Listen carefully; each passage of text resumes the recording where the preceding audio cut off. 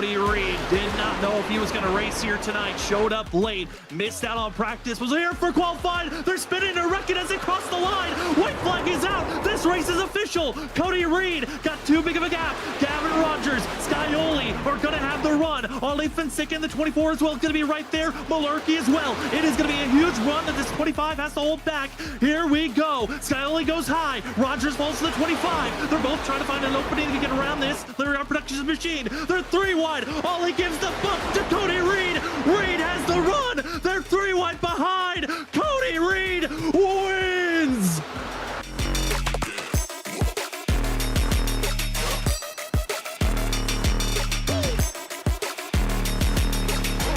It's go time for Hall. He's got to pass 3 drivers in 1 lap. Will he get by Forbes, or will Forbes block and defend? Hall trying to get to the inside. Forbes stays wide. Hall hits contact. Get out of the way, Forbes. Hall wants the win, but he overcooks the corner. He'll lose time there. Now going to be a 2.5 back, and Richard, it might just be down to the teammates. Where will the mistake happen? Green looks like he's out of fuel. No, he just gets he's out of fuel. Talmadge makes the pass, and now Zach Hall coming down. But Talmadge could squeak away with this win if Hall does not get around Green fast enough. Green just completely gives up on the chicane. He'll stay to the outside. Hall, though, he is finding himself closing in on the gap. He's a 2nd back. Thomas Green does not there. No fuel for himself. Jarrett Talmadge, he doesn't have the fuel. Hall sneaks by. Final chicane. Hall overcooks it. Talmadge gets through into the wall. Who's gonna have the time? They both slow down, and it's Hall at the line. Hall. Right now, Jarrett Talmadge is going to try to throw a haymaker out of number 3 into turn 3. Down to the apron. Does Talmadge have the run? Was the dive bomb big enough? He'll slide his way into the 3. They're almost door banging off the exit of turn 4. Side by side, coming to the line, and it's gonna be Ryan Kelly with the nose. 6 1/1000ths of a second goes to Ryan Kelly.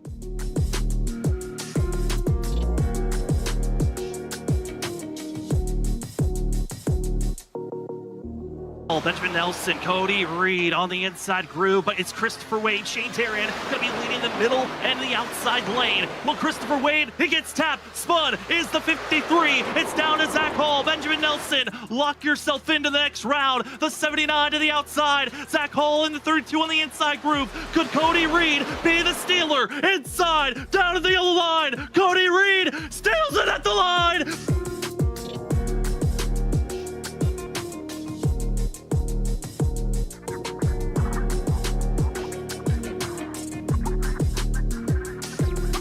Before we get ourselves to the 802 Next Gen Elite Series racing action, we want to say thank you to some of the primary sponsors of the 802 Racing League.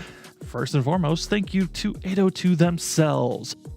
Thank you to our post-race show sponsor, Riptide Radio.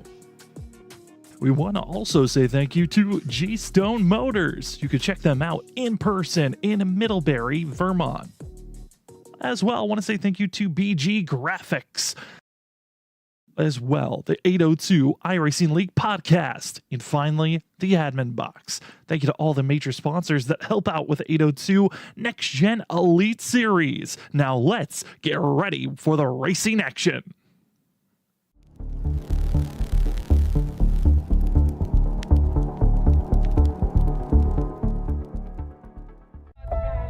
Motorsports and racing cars is a big part of the heritage here at Gstone Motors. Todd and I have been racing each other for years. I love the one-on-one competition. It comes bottom line, we're all behind each other and support each other with everything we do. I think that says a lot about our company's culture. I'm Vince Quinville, Service Manager at Gstone Motors. Gstone Motors, your family Ford dealership, Route 7 South, Middlebury, Vermont.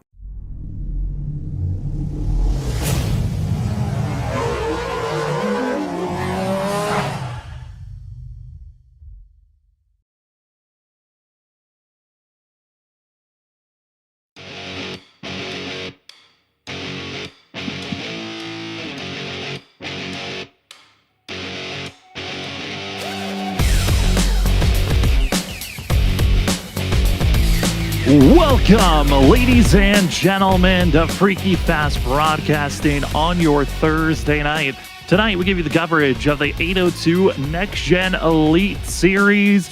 So far, it has been a fun up and down season, but 10 races have been completed. We still have a handful of tracks left before the regular season concludes and we get ourselves the chase racing action.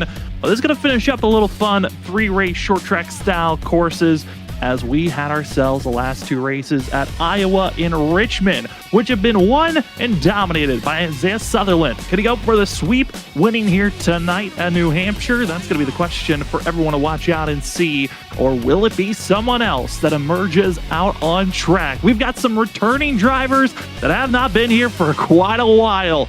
We also have a couple of new drivers that are attempting their first race of the season.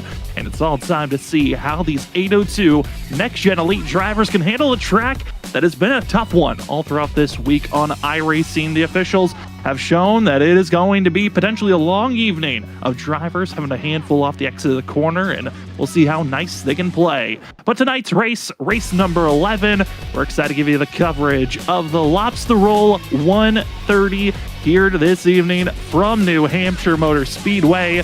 Again, my name is Sam Dyer. Joining me this evening is Zach Hall up in the booth, Robert Willier Jr. running production in the background. But Zach, coming off of 2 short tracks, Iowa, Richmond, now here at New Hampshire. Now we got ourselves certainly a show to watch out for. I feel like this is going to be potentially a very long evening for us. It really could be. This place is a difficult track to just drive by yourself. So you add in about another 34 stock cars there onto the racetrack, you're going to have some bumps and bruises, as they would say. But, I'm still excited for tonight, man. This could really be an awesome race. I know this track has a lot of tire wear. We've seen that from our short track stint we've seen so far. This lower downforce, taken away from the rear diffuser of the race car with that downforce on the rear end. It has really caused a lot of issues when it comes to tires. And I think, again, we could see that be a possibility with even that horsepower added also. How is it going to influence these drivers? We'll have to wait and see. But before we get any further more into breaking down this racetrack, as well as some of the drivers, we got to say thank you to the sponsors that have hopped on board with the 802 Next Gen Elite Series for Season 1. We want to say thank you to Gstone Motors, BG Graphics, the 802 iRacing League podcast, Admin Box, and as well the post-race show sponsor of Riptide Radio. Thank you to all the amazing sponsors that have hopped on board for this season and have been a part of a lot of the 802 leagues that are raced throughout the week.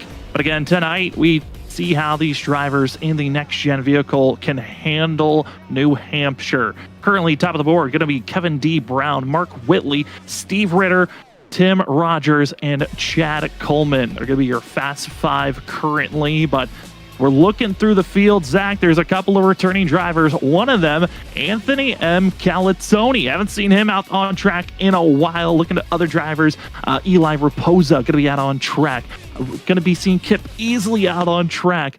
Also going to be seeing Brandon Grand back out on course in the one machine. It's good to see a lot of these returning drivers that have missed out on the last couple of weeks, but are going to test their hands here at New Hampshire. It is good to see some returning drivers for sure. Yeah, man, this is quite a place to come back to, So it's going to be a place, I think, where you're going to have to quickly get up to speed. And you can see even from the practice session, the track's pretty wide when it comes to the corners. You can really spread out through these corners.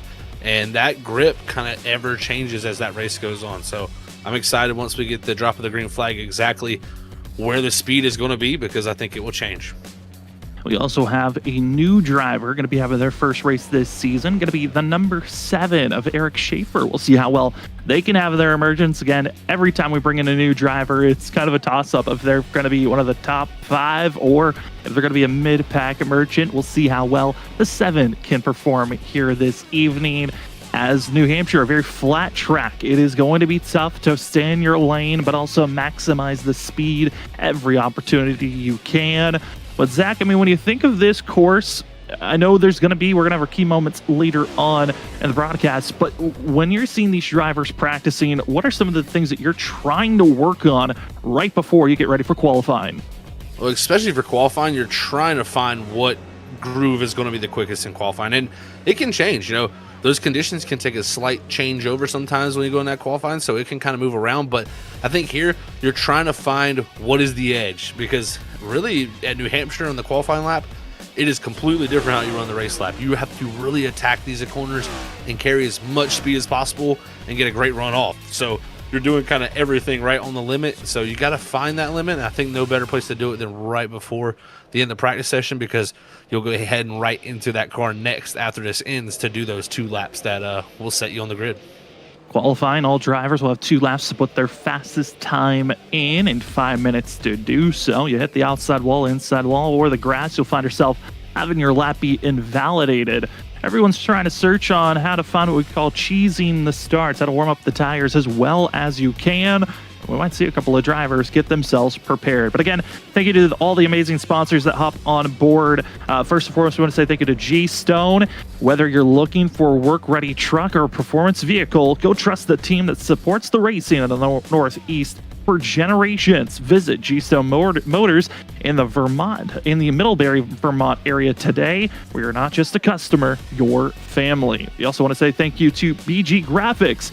BG Graphics is your one-stop shop if you're looking to find designs for either team logos, race win posters, schedule layouts, or even your race car designs that you want to put out on the track. Head on over to BG Graphics on Facebook to go see all the ways that you can get your graphics made. And if you let them know you heard about BG Graphics on here from Freaky Fast Broadcasting, you can get yourself a 10% off on your order. Again, that's at facebook.com/BG Graphics. That's graphics with 2 X's.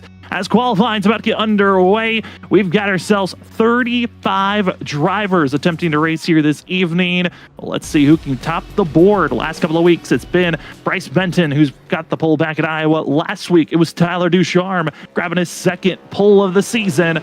Let's see who else can maybe top the board, because it's been a pretty equal on who can get the pole sitter award. There hasn't been many drivers that have been multiple pole sitters. Only Tyler Ducharme's been able to do so. Zach, tonight could be the night that we see another first-time pole sitter award winner. Definitely could be. This track is very unique, so it takes unique skills to get the most out of it. As here we are watching the last 2 weeks winner here of Isaiah Sutherland. He has been on a roll in the short track phase, has really been able to play the strategy perfect, put himself in position. We'll see if Iowa is in that same boat here tonight, but first lap up to speed here. We'll see if the second laps are quicker. I do know, like you were talking about, Sam, the cold tires here are very, very delicate, so sometimes that second lap will be the money. How can you maximize your speed? Well, let's find out and see. As the first laps are clocking in, Isaiah Sutherland, the fastest driver, with a 29.398 so far.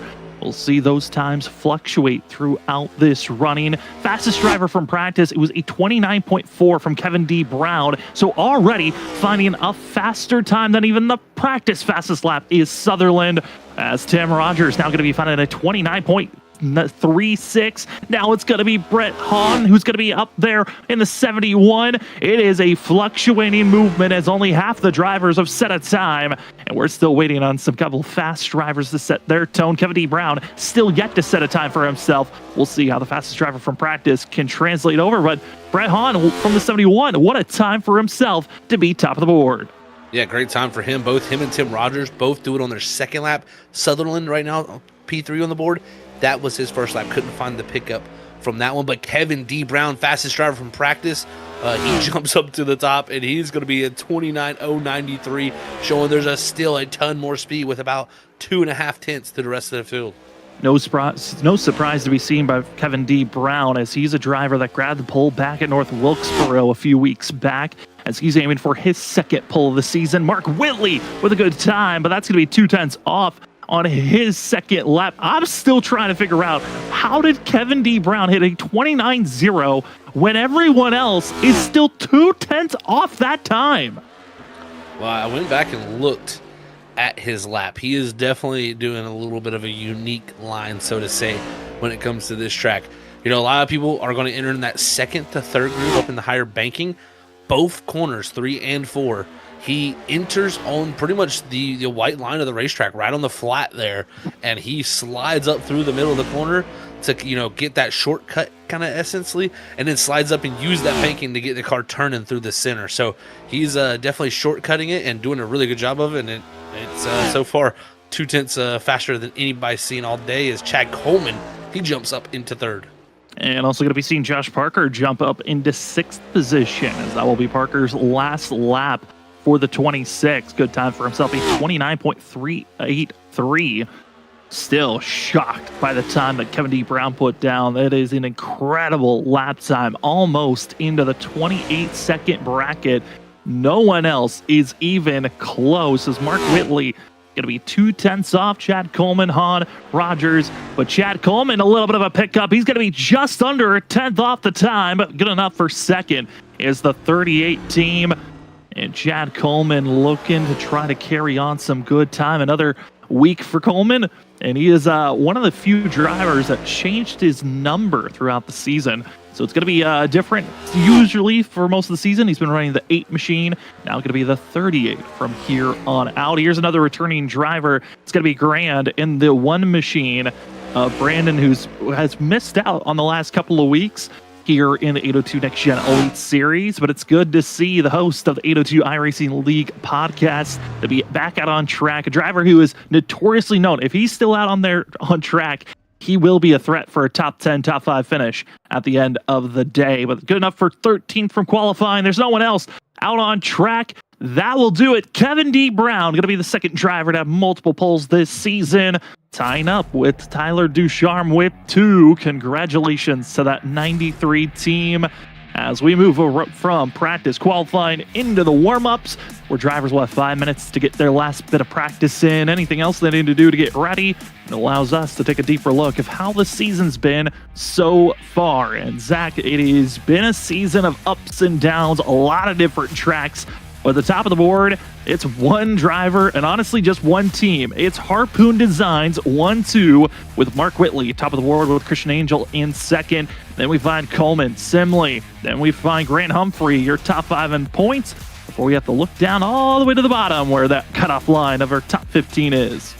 Yeah, it's getting very feisty there too. I mean, look at the pole setter, Kevin D. Brown, right above that line. He gains 5 spots from last week. And remember, last week, he kind of didn't, it was kind of rocky for him. He had to start from the back of the field, worked his way up through, got caught up in some stuff, had the bad strategy, still finishes third after it all works out. So he gained a ton from that, but it just shows you sometimes the racing can be going wrong for you, but if you stick in there, you can make it out. So I think a few of these guys back from 15th or farther. I mean, I look to no farther than Josh Parker. He's going to need a big night. Same for Jim Ott. Devin McCaffrey. They're really going to need to get the ball rolling, so to say, here in these next few weeks, Sam, especially because this is the short track part of the schedule. Yeah, and I know after this week, we'll take a look at the schedule here in just a moment. Johnny Barker, another driver in 21st. He's a driver on my note. Watch out if he can find a big pickup in the points to try to catch up into the top 15. But as we move from the point standings, we'll look at the schedule. As, like you said, Zach, we're in a short track period with Iowa, Richmond, New Hampshire. Next week, kind of a palate cleanser. We head to Daytona to see how the drivers can handle some super speedway racing in the next gen car before we finish out the season with 3 difficult tracks. You got Darlington, North Wilkes, we have Darlington, Worldwide Technology, and then we go to Bristol, the 3 last races of the regular season. If you're not on top of your game and you are not familiar with these tracks, you're going to be in some massive trouble trying to find your way into the chase. It's kind of where I was going to go, Sam. You got Daytona, like you said, next week, and that's going to be, a norm for everybody. They know how Daytona races, but the next 3 are Darlington, Worldwide, and Bristol. They all have different quirks to them and different little specific things that you can't compare to many other tracks. So they're kind of in their own ballpark. So 3 individual tests there.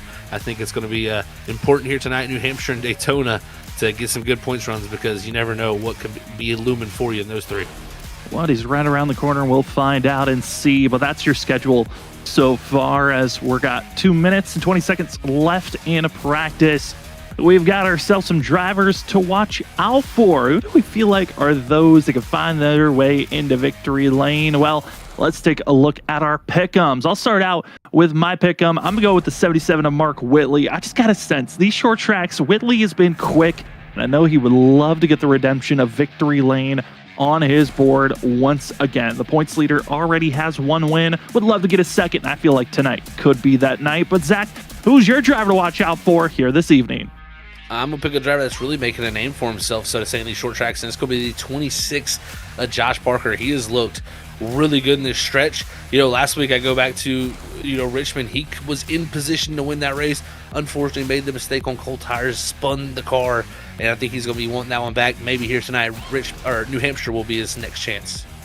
And then our third member of our crew, Robert Moyer Jr., his pick going to be the 38 of Chad Coleman. And Coleman looked quick there in qualifying. And honestly, he's been quick at every track we go to, but can he find the consistency to finish up front? He's third in points entering tonight. Can he find his second victory? Let's find out and see, as that will be our pick'ems here this evening. But Zach, we got some key moments to run down. What are you looking for these drivers here tonight? Well, number one thing I think we've seen with these short tracks, it's going to take some tire management, man. If you want to get to a certain number at some points for these runs, you're going to have to conserve the tires. They will blow if you go too far, so do not overwork them. And also, they fall off a ton because of that, tire wear. So second off, search for the fast line. Here at New Hampshire, you're going to see lines from the apron, and when I say apron, yes, on the apron of the racetrack, to all the way up in that fourth groove. So got to really find that fast line because it changes. The more heat that's laid down in a certain line, the next line might be a little quicker by moving half a car width up. So always search and look for that best line around this racetrack. I feel like it's a key thing. Then last but not least, watch out for the cold tires. We've seen it be an issue so far. It really can catch you off guard. You go to get on that gas out of 2 on some of these restarts, you're going to be looking for that rear end to be stable. It might not be, so watch out for the loose condition. Cold tires should be fun here on the initial start of this race as warm-up concludes. Qualifying is over, same for the practice. All that's left here tonight is 130 laps. No stage break, no fast repairs, with a factor we're going to talk about here a lot tonight. Only 2 extra sets of tires in pit road this evening. So managing your tires, like Zach said, is his first key moment to watch out for, is critical. Before we get into too much in-depth talk about tire strategies, when do you want to pit, we got drivers gridding up for tonight's Laps to Roll 130. Top of the board for the second time this season. It's the 93 of Kevin D. Brown. To his outside, going to be seeing the 38 of Chad Coleman. That's going to be Robert's pick. My pick of Mark Whitley is going to be finding himself in third position, with Brett Hahn on the outside in fourth. Steve Tucker in the 34, another Harpoon Designs driver, going to be starting in 5th position, with Tim Rogers in 6th. 7th, Joe Hudson, a good time for the 14. We'll see if he stays up front on this go, or does he fade to the back? That's going to be a good question to watch out for before we find Zach's pick of Josh Parker in 8th position. Isaiah Sutherland, the 2-time winner, back-to-back the last 2 weeks. We'll see if he can make it 3 in a row, as he'll be starting back in 9th. And finishing out our top 10, it's the 5 of Michael Wolf. Starting in 11th, it's going to be the 61 of Steve Ritter. Alongside him in 12th, it's going to be the 21 of Rob Lowell. 13th is going to be the 1 of Brandon Gerard. 14th is going to be our second place points driver in 14th, a Christian Angel. 15th is going to be a return tonight for Anthony Calatoni. 16th is going to be Kevin S. McDonald. Grant Humphrey is going to start in 17th. The 88 of Kevin Roy, he's going to start in 18th. 19th is going to go to David Glass, and rounding out our top 20 is Eric Schaefer.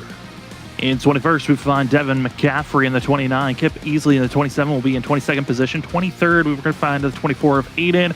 Also in 24th is going to be the 78 of Jonathan Smith, with Ty Dickinson in 25th. 26th is Eric McDonald. Keith Ayers in 27th.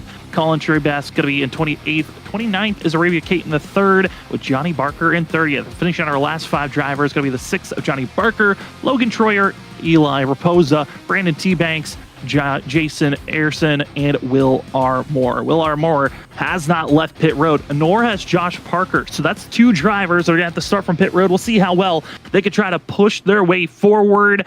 But here we go. 130 laps. We're to green flag racing for the Laps to Roll 130 for the 802 Next Gen Elite Series. And drivers a little bit frustrated on the inside. They did not get going further on back, but up front, it's Coleman, Brown, side by side, and Zach already on the apron. It's Mark Whitley with a big save. Ooh, good save, because that was easy to do, that mistake that he almost had. He gathers it up, but we stay side by side. Chad Coleman are trying to go around the outside in this 38 machine, but it's the 93 on the inside trying to hold him back. Trying to hold back, and off the exit of the corner, Coleman did not get the pole, but it'll lead the first lap here for the Lobster Roll 130. Brett Hahn going to be singling in third place as Mark Whitley searching for the inside, trying to find that grip. And Zach, the 77's attempting, and he's trying to figure out a way to make that apron line work. His trouble further on back. That's Rob Lowe in the 21. He gets to the outside wall, but the inside wall is absolutely destroyed by the 27 of Kip Easley. And our first caution of the day on lap 2, with drivers just having an accordion effect after the 21s into the outside wall contact. And Lowell, he took a heavy hit, like you said. He kind of got up out the groove on the exit and got into that wall with the car snapping out on rear here. And from behind, you're going to see a few of these guys get caught up. I believe the first one to hit the inside wall was going to be Devin McCaffrey. As you see right here, this is the racing with Lowell. He's going to lose that rear end, like I said, up top here. It's going to really push the nose, so to say, and have that car go up towards the wall. And then as that does, he's even got a little bit of a slide there. So already kind of heating up the tires, and then right there just steps out Sam, and he's in that outside wall, but you can see the drivers behind him check up, and they get into each other, which causes issues. Kevin Roy coming back down the track, unfortunately. And that's heavy damage for the 42 of Keith Ayers, who's forced down to pit road. And also another driver forced to pit road, going to be Devin McCaffrey in the 29. A Pirates machine was on the inside, and he's going to have troubles with Kip Easley in the 27 as they were coming out of turn number 2. And Zach, just the early troubles a strike, and this is what New Hampshire can bring, those cold tires. And with how unsavable it feels like this next gen is, those natural trying to countersteer moments can really hurt the whole entire field, as there's the contact of going to be C. McCaffrey and Easley and everyone else just piling on in. Big hits to those inside walls, like you said, and think Easley there just checks up just a little bit because he sees what's happening. Devin McCaffrey can't see it, and unfortunately he gets into the back of Kip. So that's so tough to have that much damage, and a few cars that are going to be sitting on pit road for a long time here with repairs. Josh Parker yet to leave pit road as he's missed the start of this race, currently 4 laps down. Keith Ayers has already left the server and has called it a night for the 42, so it's too much damage to return. Again, big thank you to the BG Graphics for sponsoring our caution flag, Gstone Motors for the replays, and you just saw on the bottom, it's our admin box, 1 to green. We're about to get back to green flag racing as Rob Lowe caught 1 lap down, was not able to get rolling in time. And he's going to have to fade all the way to the end of the line for the 21. But at least first driver 1 lap down. That'll be a hopeful caution for him quickly, and you never know. New Hampshire, it's a place where they can happen very, very easily. But I tell you, Coleman did a good job on that last restart to get to the lead. It looked like Kevin D. Brown was kind of just pacing himself, didn't look too bothered by racing too hard early. So let's see what happens. But that apron line can get a little tricky here on these restarts too. So watch out for drivers diving below that white and blue line there. I also was talking about Joe Hudson, qualified well, but has already dipped to the end of the line, is the 14. He came in with a splash and go, but we're back to green flag action. It's the Lobster Roll 130 here from New Hampshire as we're green. Chad Coleman already defending both lanes, and this gives a chance for Mark Whitley to try to take second place away from Kevin D. Brown. Kevin D. Brown, pole sitter, and a wicked fast time, but he's got to find the race pace to try to defend for second position. Able to do so for now as the rest of the field searching for their positioning. But Zach, Chad Coleman, he's figured out these restarts perfectly so far.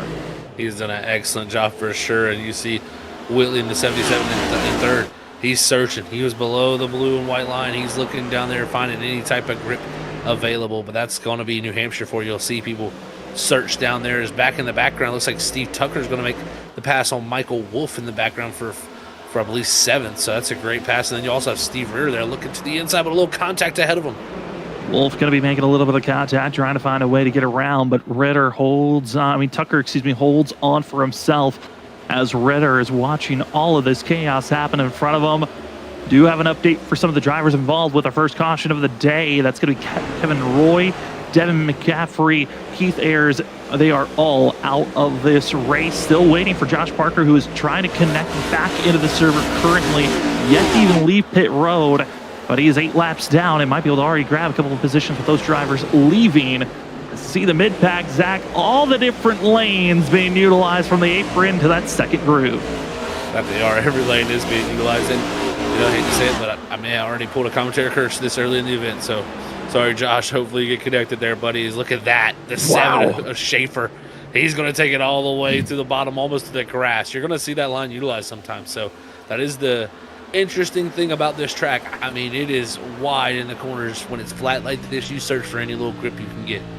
Up and on board and seeing Schaefer, you can also kind of see a little bit of the gear ratio he's working with, as this machine, a 3rd gear up to 4th and willing to shift down. Zach, I mean, that's something I feel like a lot of these drivers, it's always the fun mechanisms with this next gen is all the gear ratios from every track that you're following on how it changes and ebbs and flows. Oh, no doubt, Sam. You have to be on top of that when it comes to the next gen. This car is, with 5 gears, it utilizes that, like kind of just what gear ratio you have to really measure how you're going to drive the car. Some people do not enjoy the shifting, some people do, and I think if you can get the most out of it and really use it to your benefit, sometimes it's a huge ability, but sometimes it can be a crutch that can hurt you too. So you got to really pick and choose your moments, and right there you see the drivers, man, all of them using everything up there on the exit of turn 2. You gotta be willing to use the whole track and hope that you don't find yourselves going around. We see some of the people out in chat. We see you, Brentley. Hopefully you're enjoying the show. Harpoon Designs himself out there. Jared Talmadge also out in chat. Nobody running the apron, not my New Hampshire. The apron is being utilized to the fullest. There is a lot of drivers that will know that they can utilize that apron. Spot is into the outside wall. Seeing a couple of drivers just slam into it as the one machine of Grand, just seeing Christian Angel making a little bit of contact there.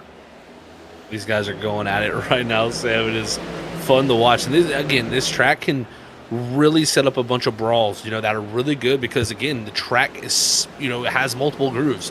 When you can do that, it sets up racing, especially with this next-gen car. If you go to a track that, if we all ran that second groove, you wouldn't see much passing get done here. But you can make speed in almost any single place here. It's just picking and choosing your moments to use those speeds because, again, every time you utilize something like that, there's a little bit of give back. You're going down there, reaching out there and trying to, and overworking those tires sometimes. So you got to be really, really smart about how you use some of these lines, and you got to know what each line does to the tires so you can kind of predict how your run's going to go. I do want to give a big thank you to the admins, able to get some of the numbers and drivers, given the numbers that they were hoping for. The 55 of Brandon T. Banks, able to get his 55 on the car, as well as be on the ticker and matching for the first time this season. It's good to see that. A driver that's kind of been shocking us so far, Grant Humphrey. Zach, it feels like Grant Humphrey is not always, the biggest shining every moment of every race. He's the guy up front. But man, the consistency of this 48, finding decent finishes, it's really elevated him to be the points leader at some point earlier in this season, but still in the top 5, currently 5th in the points entering tonight. Huge credit to him, Sam. Yeah, and he's been really consistent, especially when we come to these short tracks. I've noticed it seems like a little bit more of a struggle. He starts farther back in the field, has to kind of slowly work his way through. But one thing is, it's always interesting, he's finishing good still. He's not, getting those outlier like 15th or 16th. He's still getting inside that top 10 when he's running farther back in these races. As you see some great racing right here between the one. But, man, I really got to give him a huge credit because he's, like you said, just been really consistent, and that's what's kept him in the points run. Is look at Eric Schaefer, once again, utilizing that lower groove. And Schaefer's been moving his way forward up to 12th. He started back around 20th.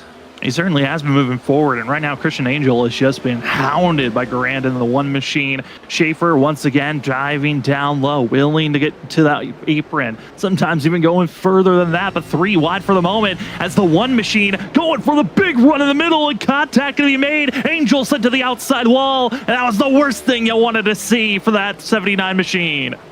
That was tough, yeah, for the 79 who comes in here, like you said, like we were talking about earlier, second in the points. He's been really good. I mean, Richmond, look, he ran top 5 all night, same kind of at North Wilkesboro. So here at North New Hampshire here tonight, it's been a little bit of a more tough start for him. And you can already see on that front of that car, Sam, That's going to hurt him a ton. That's a lot of front splitter damage, and that just influences all of the airflow underneath that car, and it's not going to help him, no doubt. Absolutely not, as Anthony M. Calazzoni now going to move up into 12th position. We'll see how Angel can try to recover from this run for themselves, but we know the 79, if there's enough cautions that can come out and you get that repairs done, that 79 will be back in the mix. But look at the drivers up front. Starting to see a few go a lap down. It's the 64 of Jason Arison, going to be one of those drivers that's forced into going a lap down, but being passed is the 71 of Brett Hahn. I mean, Zach, another driver that you just got to give kudos to. You always love to see a broadcaster turn driver that is able to perform well, and that's exactly what this 71 is doing here tonight. Oh, I respect this so much, man. It's awesome to see. I just love seeing high quality broadcasters out there racing too, because again, it helps. Really, what you learn out on the track, you can kind of display it out here when you talk too. So Brett, we know really good at broadcasting, also very good on the track because he's been excellent, especially through these short tracks, man. I've really been watching him. He's really had a really good, excellent run. As you see these top three having a little bit of an interesting run. Kevin D. Brown gotten past as Mark Whitley. He's kind of found a little bit of mojo, and he's starting to motor his way up, maybe to have an opportunity to fight this 38. Is right now, I can tell you that the grip level's ever moving. I'm watching more and more guys explore, and there's different lines being utilized all over this place. As Mark Whitley moves into second position, looking back from the back bumper of Chad Coleman to Whitley. Last couple of laps, Mark Whitley has been the fastest driver on track. The 77 has found something down on the apron. He's able to carry more speed than most, and he is just cruising here tonight. Coleman better be careful because Whitley is within a lap or two from potentially taking this lead position away.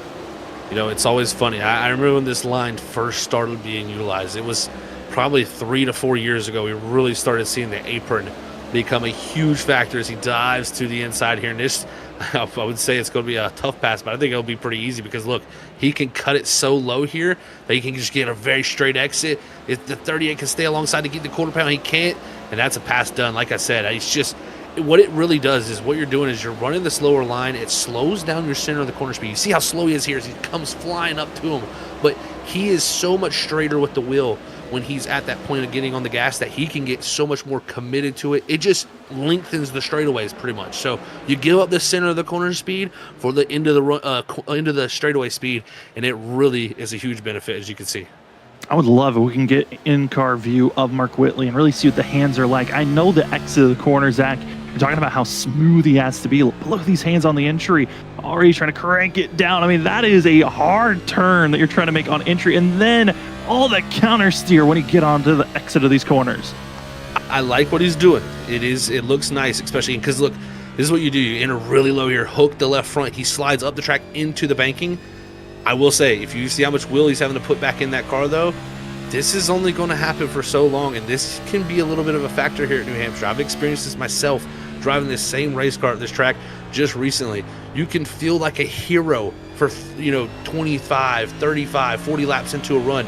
This right here driving style of sliding the car up the track and kind of cutting it back down, it will bite you at some point. If we get to a 50 lap, 60 lap run, you're going to see Whitley's tires much more faded away than the likes of such Kevin D. Brown back there, who's really, I've watched him, he's not doing none of this. He is not utilizing any of the lower grooves. He's just kind of keeping the car very much balanced, and what that does is keep the tire temps in a much better range, and when you have the tire temps in a better range, you wear the tires less. So I think what you're going to see from this 93 is he might make a charge here if we stay green later. I might be wrong, but I really think that's what's going to play out here.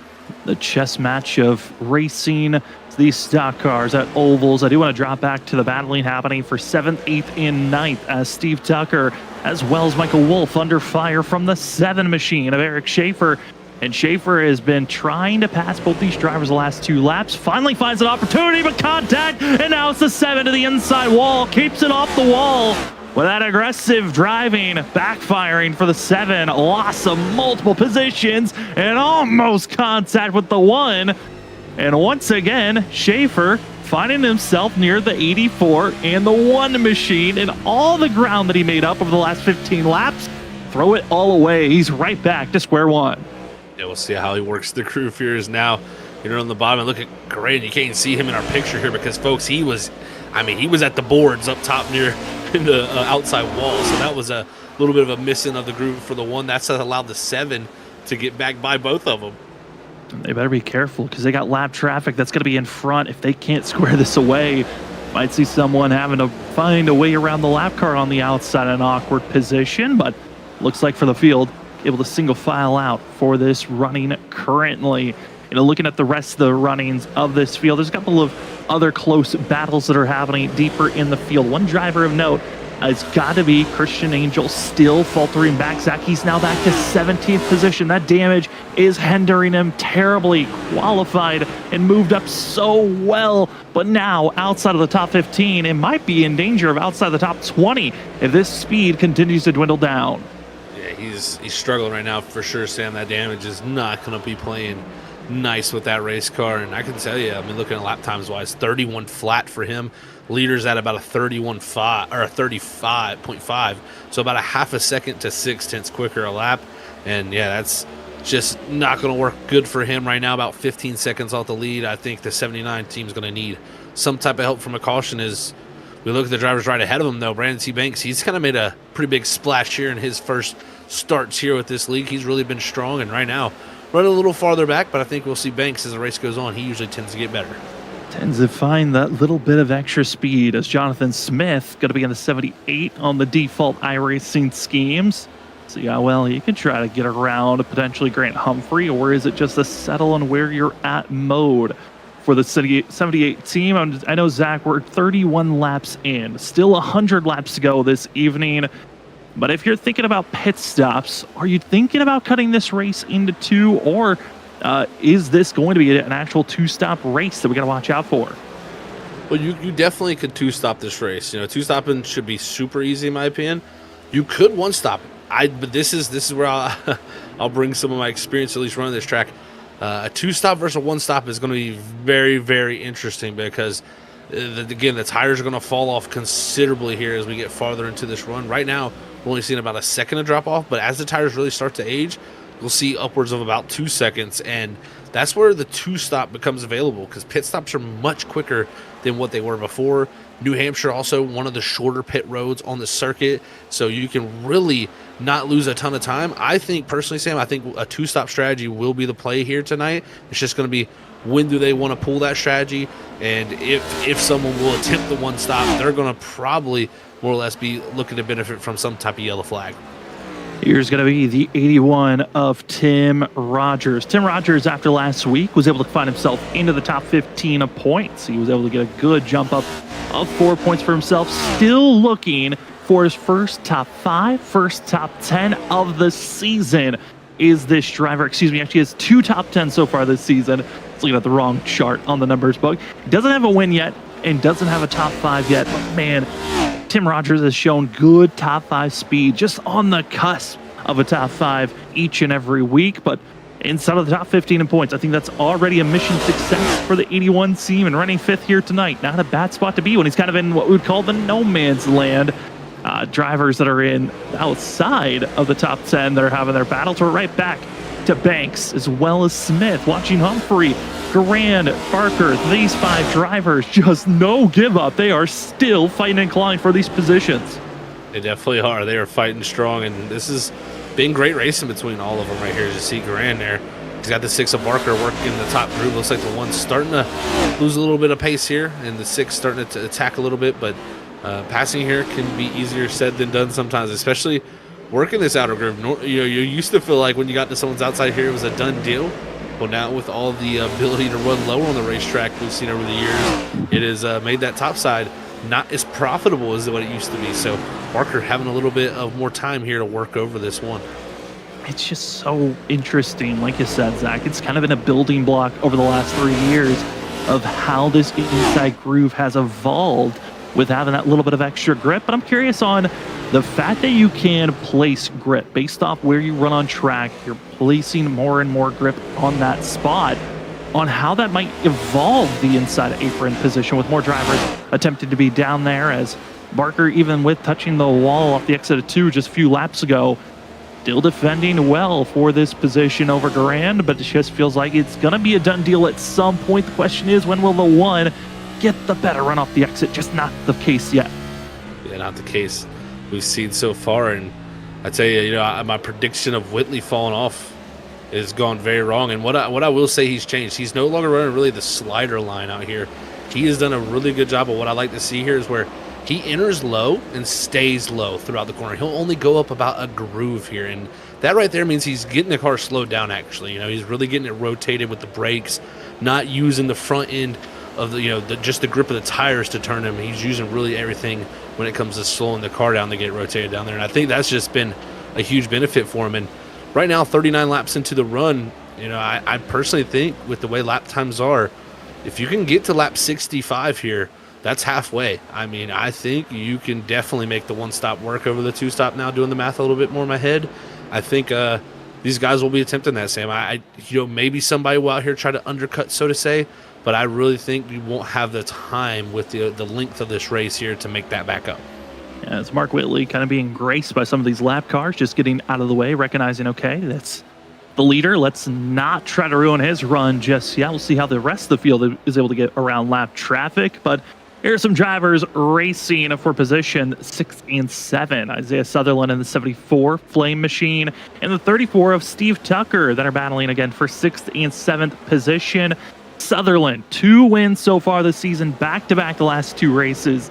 Try to make it 3 in a row, and it's been a lot of find the right tire strategy at the end of the race that's helped out the 74 here tonight with the race going long so far in this green flag run. Hasn't really been able to run down our top 5 just yet, but Tucker's doing a good job just lingering with this 74. Yeah, some of the fastest times right now of our top 10 are coming from the 7th and 8th position of Tucker and Schaefer. So both Steve Tucker and Schaefer are running 30.8s. The only driver quicker than them ahead is Mark Whitley at a 30.7. So the rest of our contenders in the top 5 are all running 31s right now. So it really is showing good for these guys. It's just 8 seconds behind that lead. Trying to find your footing of how you want to attack as they continue to stay in line with one another. There's a couple of packs that are trying to build around each other. The battle of Johnny Barker, Banks, Garand, Humphrey, Smith that we've seen a couple of times. This current pod battle for 6th and 7th. There's a couple of other groups that are in the mid-pack that are having their duels, and here's one of them, going to be the 14 of Joe Hudson, qualified 7th. On that first caution, opted to head into pit road to top off on fuel. Zach, we ran 3-4 laps by that time that caution came out. There's a chance this could be a helpful run for the 14 to maybe go for a little bit of a gamble strategy call. It really could be. Let's see. Trying to really think here. So, the fuel number here, at least for tonight, will be an interesting one to see how far they can go, but I'm very interested to see what he can pull off with this strategy. He gave up a lot of track position in the 14, but he's done a good job of making a lot of it back up. I think the issue for him, the leader, is only about 10 seconds behind him, so it's already a good chunk of time lost from being in traffic. As you can see what traffic is like here on those back straightaways. Look at Sutherland going around the lap car of the 94. Trying to get around the 94. That's going to be Kevin S. McDonald. McDonald had a very harsh spin into the grass that did not bring out a caution through the middle of 3 and 4 about 20 laps ago. That's why he finds himself being 1 lap down and struggling to find a good pace. Also going to be seeing a couple of other drivers going a lap down. That's going to be Ty Dickinson that we're seeing the 74 and the 34 get by as the dirty air gonna influence a couple of these drivers to force them to the outside wall as Sutherland as well as Tucker. You've got a wall of lap traffic. It's now Eli Raposa as well as Aiden in the 24. They're going to be those 2 drivers are trying to split the difference. And right now it's going to be seeing the 24 stay to the outside in that purple and blue. We'll hit a silver, and now we're going to be seeing Raposa stay to the outside. Well, we're about 46 laps into this run. We did have that caution, to kind of bring it to a halt there for a little bit, but a lot of these guys are getting on the upper end of the tire wear, and I think you're starting to see a little bit of them struggle. When you start seeing those lap times up in the high 31s, that's when you really know someone is starting to hit that cliff, so to say, on tires. So riding on board with the 24 here of Aiden Tatro. who's one lap down. You can just see how tight his race car is, how much wheel he's having to put in the center of the corner here to get this thing to rotate. Also having our first driver to make their first green flag pit stop of the day. That's going to be Brandon Garand, giving up his battle that he was having in the mid-pack. He is opting to be the first driver to hit pit road, and with that call, this is looking like a two-stop for the one machine. We'll see how many other drivers want to attempt that type of a run. As the one, there he is, getting back in line right behind Grant Humphrey in that red-purple machine. Red and pink machine, trying to see that 48. And here's going to be that speed difference of the field to fresh tires. It is going to be immense down here into turn number 1. Yeah, especially he gets the heat build up. He's going to quickly be making moves. Got a little damage on the right front, so definitely feeling that. But you can see right through the center corner, he's just going to roll through the bottom and pretty much easily be able to clear. And he'll be setting his sights on the next group of cars. And I'm imagining he's kind of probably babying this car in, doesn't want to go out there and push on cold tires and spin, because that would ruin his strategy right now being a lap down. Absolutely would ruin it, as just cruising on by, getting by some of these lead lap drivers and lap down drivers. Currently, one lap down is the one machine, but not the first driver one lap down. So that's mission number 1. Make sure you're the first driver one lap down, just in case a caution flag would come out. And then after that, unlap yourself the hard way and hope that this two pit stop strategy works out for the one team. Mark Whitley still up by quite a margin. The gap already up to 4 seconds. Zach, it has been a just cliff fall off for Coleman and Brown. They are losing touch crazily, as multiple drivers over the radio saying they're heading into pit road. You've got Raposa heading into pit road and a couple of other drivers further on back that are deciding they want to make their stop now. Yeah, Whitley is on another level right now. The only, I've been watching lap times. The only driver's really matching him, and what I will say is the only driver that would really give him a strong run, I think, right now, is the 7 of Eric Schaefer. His lap times are crazy. He is running upwards of 2/10 faster than really anybody on the racetrack at some point. So he at one point was, I think, 12 seconds behind the leader. He's 9.5 back now, and he is continuing. Again, he rolls around the apron farther than anybody. He doesn't even go on the racetrack. He waits till way late to come back onto the track, and it's just net him really good lap times. I mean, it's just consistent 30.9s and 30.8s, and really everybody else is living in the 31-second bracket. The thing for him that's scary is when you come off a pit road, you got the scares of people pitting here because you can't run that same line necessarily. Or just have a delayed entry like you just saw there for the 7. Again, for those that missed out on it, the 7 of Schaefer would probably be battling for 3rd place right now, but he had a big slide that lost him over 10 positions that he had to then recover back, and now he runs in 8th place, still trying to find some of that speed and positioning, as he's got 3 drivers ahead for position. That's Sutherland, Rogers, as well as Tucker that are in this mixture. And with the 7 being the only driver willing to run the apron of those drivers, there's a chance of maybe even grabbing 4 spots with Brett Hahn now being caught up there. Especially with them stacked up there. When you get everybody like this, look at Sutherland. He's got the 34 stacked right behind him. Steve Tucker, he can't go anywhere with this. And then you see that now they're going to be side by side ahead. The thing about the 7, though, is he can utilize this apron here early enough to where he can get alongside. So it's just really beneficial to use this much track. And look at this. He's going to go for the big move. Send it down to the inside. Still going to be 2x2, but now it's Hahn not able to accelerate out as quickly as he wants, and that's a 5-for-1 pass for Eric Schaefer. The apron call. 8th, the 4th, in a blink of an eye, and let the 7 roll on as Kevin D. Brown is just a 1.5 seconds away. And honestly, Schaefer didn't lose any time. He's gaining almost a 0.5 second on Brown, even with that 5-driver pass.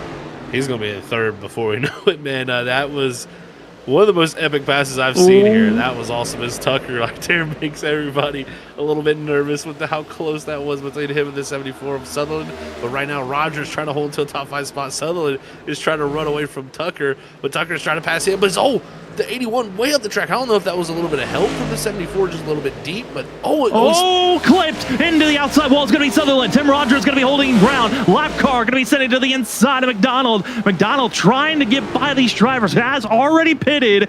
Is going to be the 72. And Derek McDonald going to force it 3 wide. Rogers makes contact because they're 3 wide. Sutherland has to stay on the outside, but there's that strong run that we've seen in the past. The outer groove, defensive line, but Sutherland used so much speed, he's got to be careful on these tires on how he's running it. He definitely does. And the 72 is just like down here like, guys, I just want to get by. You know, and this a tough position for him. So let's see how this works out. A black flag out here for 79 we're hearing. So I'm thinking most likely Sam blown tire. Blown tire, required pit stop. He had that damage and the way he was running the course, not really fully in his box. I don't know if Angel's gonna get in, but trouble for Steve Ritter, caught speeding because Ritter had to take off and was a little bit unsure what the 79 was doing, caught with speeding, and instead of serving the penalty, just leaves the server. Ritter out of this race. Oh, the 79 is going to be lucky not to get more than a black flag there, but I guess it's all going to work out for him. But, man, that is a huge loss of time, of course. But, man, blown tire there, and I'm not surprised with the damage he's got. That will really make the tire wear a lot worse. It just compounds, and even when you take on-side damage, that can also just rip away some of that grip that you once had. Again, Alta drivers with each set of tire has 100% tire wear that you're given. And if you get down to a certain level, that's when it kind of fades away. But talking about the battling for third place, we're talking about how Eric Schaefer's just going to take that position very quickly. He's already made the pass. And he is in the third. A little bit of blinking issues, but he's already swept his way forward. I'm nervous for the field. If we get ourselves a late caution that kind of brings everyone together, I think this might be an Eric Schaefer win. Mark Whitley's got competition to worry about, as Brett Hahn's been having a good run so far here this evening in 8th place. Yes, he's been passed and shoved back a little bit further back than he would like. But with pit stops underway, we're about to get to crunch time on when drivers have to make their tactical moves. When do you want to pit? Is it directly at the halfway, or do you push it a little bit further? Wow, this is fun to watch because, again, the halfway point's still another 5 laps right here from there. So, I mean, literally, the 7 is on the back bumper of Coleman already. It is immense. I know I keep saying this, but his speed is ridiculous right now. He's 4/10 faster than our leader. He's a second faster than the 38. I mean, just look at this. And Schaefer, just like that, able to make by. But again, blinking issues has been a new occurrence hitting the 7 machine. So he's got to be careful if that does not get any worse as this runs on. But a couple of our front runners now over the radio making their pit stops. First one going to be Tim Rogers in the 81. He's making the call. He's heading into pit road, but he's got a gaggle of cars behind him that better be careful as Raposa able to find his way to sneak on through. And a couple of others also able to find their footing. Kevin D. Brown not waiting any longer. He pits in front of the 81. So a lot of our front runners, it's just before the halfway zone when they're making this pit stop. And I got a feeling this is just hoping you can gain some of this time back that you lost over this run, but you're going to need a caution to get back into the mix. Blown tire happening for Coleman. He's forced to pit road. Yeah, I felt like when I saw the 32-second lap time that the tire was soon to be falling off of that car. Same almost happened, I believe, for the 93 Kevin D. Brown because he had just come down too. So, yeah, this, again, you got to get a 65 laps if you want to make the one stop. That was only the lap 62, so you got to go longer this next run. But I think everybody's learning. From what I would see, with Schaefer passing that fast and staying just low all the way around the corner, I think you'll see more drivers attempting that. It's just going to be, how can they all fight for one spot? And if you haven't ran the apron line, I mean, that's something that you have to kind of practice to learn. If you haven't practiced, that means that is a tough line to figure out just quickly in an audible move immediately. You're exactly right, Sam. I think you might have nailed it perfectly on the head when it comes to that because there, you know, looking back to even past, I've seen when this first trend happen, really drivers, you know, you can see a driver do it and they pass you.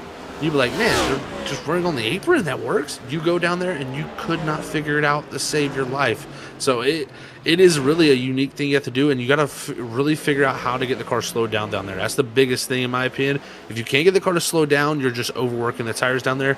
If you can get it slowed down, you can see to perfection that the 7's doing. I mean, he is a second faster than Whitley right now, who I think is not far from blowing a tire. He's got to come down this time if I'm the leader. The majority of the field better be careful, because if you're making a pit stop now with the way that I'm seeing lap cars, lead lap drivers racing around one another, a caution could be a brewing if you're making a pit stop now. Mark Whitley going to be taking the first pit stop. Does not want to lose any ground to Eric Schaefer, who continues to stay out. And with the lap times I'm seeing from the 7 as well from the 34, that last go around, I mean, they're not losing too much speed as Kevin D. Brown makes the sprint to unlap himself. And now it's back on the lead lap for Brown. That's a huge pickup for the 93 team, and Coleman not too far behind.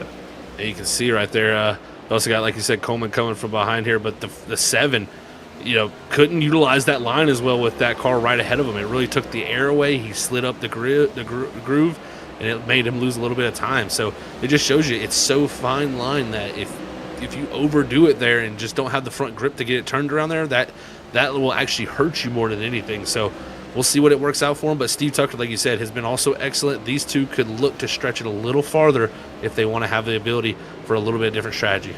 You can see on the side a couple of more drivers heading into pit road. Again, drivers that have called it an evening. Most recent, going to be Christian Angel in the 79, Steve Ritter, both having pit road issues as they were some of the first to hit pit road, and they've called it an evening. Kevin Roy, Devin McCaffrey, and as well Keith Ayers going to be calling it an evening. Driver that wished he could at least have started a lap but wasn't able to do so, Josh Parker. Connection issues have forced the 26 to not even be able to put in a lap. That's a frustrating time for himself, as he was a driver that needed a good performance, was 19th in points entry tonight, and that could be the nail in the coffin of him even trying to attempt to make it into the chase, as seeing some drivers still out on course, still waiting for about 8 drivers to make their pit stop. Kip easily in the 27, and everyone else in the top 7 still needing to make their one and potentially final pit stop of the evening. Yeah, these drivers waiting here a little bit longer. I don't think you should wait too long, Sam. The reason I say that is we saw the cliff came really in that final 5 to 10 laps of that run for a lot of these drivers who had to pit early before the halfway point. That tells me that they're going to have a little bit more knowledge. There's a little bit more rubber on the track, so the second runs are usually a little bit less abrasive. I think you don't want to give them too much time because it'll be hard to run them back down. It certainly will be. It's now going to be seeing Michael Wolf head into pit road. He was on instead of our top 7. Well, it's got a couple of drivers that are a lap down, but I mean, with this race, the way it's running, a caution right now could trap so many drivers 1 to 2 laps down, and this could be miserable. But we're seeing right here Sutherland right in the mix of lap down drivers who have fresher tires trying to find a way to get around the 74. But the entry to center point, those lap down drivers are so much faster. It's the exit that Sutherland on old tires just is showing so much strength. It really is. And see, when he elects to pit here, it's just going to be the question, I'd say, more or less, because that last time was a 32.26. When we saw the 32 bracket, that's when we started to see some of these failures on tires. We'll have to see if Sutherland has tires good for this, but right now they're continuing to wait it out. I think the biggest thing some of these guys are waiting for, Sam, is a yellow flag, because if we get that, this is game on for them because they got an extra set to play with. They really do. Again, all drivers only have 2 sets to work with here this evening. Here's going to be seeing Colin Trevass right in front of Sutherland, able to make that pass. Also going to be seeing the 72 of Derek McDonald trying to find a way to get around the 74 of Sutherland. As Sutherland now heading into pit road, or was thinking about it with how slow they were at the center of the corner. I thought they were heading to pit road, but yet to do so. Sutherland continues to stay out. But Zach, I do want to turn our attention over to Eric Schaefer, who is struggling now. Steve Tucker, over this run, has ran down the 7 and now has passed Schaefer. Yeah, I think his tire is not far from expiring. Yeah, I think he's going to slow down here and get underneath, and he's going to blink his way to pit road. So, good job. Good run for him here. I do think waited a little too long because we started to see the fall off start to happen for him. I think if he could have waited 5, maybe 4 laps to come in later and then had that little bit of advantage and, about the similar gap to make up, now the gap, I think, is going to be a little too tough. But I will tell you, he's not going to have to save anything this time. Yeah, no more saving to really have to worry about. Other drivers that followed Schaefer going to be Isaiah Sutherland, Kip Easley as well. Going to be seeing Brandon T. Banks making their pit stops and getting service done. As Tucker, he is currently in first place, but for how long? Mark Whitley, over this run, has almost got the 34. and he just 11 seconds off is Whitley. Kevin D. Brown looking good as Grant Humphrey yet to hit pit road, and they're losing a lot of ground. Back in 5th position, a couple of more spots probably will be lost before they head into pit road. But like you said, waiting too long could be critical for these drivers on how much time you are giving up, because the ground you're giving up, you're most likely not going to gain all of this back with how the tire difference is currently to when you make your stop, the difference to those that have already made their pit stops. Yeah, I completely agree with you, Sam. I just don't see the time to gain it back. So that's why I think if you are waiting now, if you're Tucker, if you're Humphrey, you're just really hoping for some type of yellow flag here. Really, I don't see too much of a benefit for this. And the thing that's tough for me is, I can see Humphrey's standpoint. He's already gotten passed by Whitley and them. Nothing to lose for him because he's probably going to go a lap down possibly once he puts tires on. So the more he waits anyways, it's just going to be a benefit if the yellow comes out. But Tucker, he's losing so much time where he could have been racing for a top 5, I think. Yeah, and Tucker's biggest problem at this moment is that every time that maybe he thinks about pit road, there's a crowd of drivers around him. Right now, he's got Michael Wolf as well as Rob Lowell to the inside. There's just not a lot of space to work with right now for the 34. Finally found space, but that's not the time that he wants to hit pit road. So Steve Tucker continues to stay out on track, but with everyone that's been joining with us here this evening, thank you so much for being here. Let's bring up our race report because it's been a lot of green flag racing. It's been a pleasure to watch this Lobster Roll 130 here this evening. Just one caution has been thrown so far, and that was on lap 2 of tonight's race. Since then, it's been clean and green. A couple of moments where drivers had to make some big saves as Tucker now heads into pit road. But Zach, overall, this has been a very clean race compared to how this vehicle is running and how angry it is at times. This has been awesome from everybody, man. I know how hard this is to drive. I just did it myself recently, and it is not easy to keep a clean and green race. And also, there's 28 cars out here, guys. Like, this track is filled up. If you could see the track map, you would see there is just groups and pods and battles going on all around this racetrack, just like the one we're watching here with Kevin D. Brown, our second place car. Like, it is going on all over the place here in New Hampshire, and I just got to give everybody here 802 a huge pat on the back. This has been excellent racing. It certainly has been a good one so far, and for us, we are going to go side by side so you don't miss a thing, but we're going to be taking ourselves a quick break as we're in the final push. That could be the final pit stop of the evening for all these drivers. It's been a good one so far. Grant Humphrey still the last driver, as well as Jason Ayers, that are waiting to see when they're going to make their final stops of the evening. Everyone else practically have made their bed, and it's ready to see who's going to make their way into victory lane. Will it be Mark Whitley? Could it be Eric Schaefer or someone else emerge at the end? We'll have to wait and see as you're watching the 802 Next Gen Elite Series Season 1, Race 11 of the Lobster Roll 130 from New Hampshire. It's been a pleasure to give you the call so far, but we're going to go side by side. We'll see you right after this for more Next Gen Elite Series racing action. Admin Box is built by iRacers for iRacers for use in league and hosted races. Connected to iRacing simulation. The goal? To make race control as easy as possible. Each admin box features pre-programmed commands, no key binding. Get your discount code and go to adminbox.com.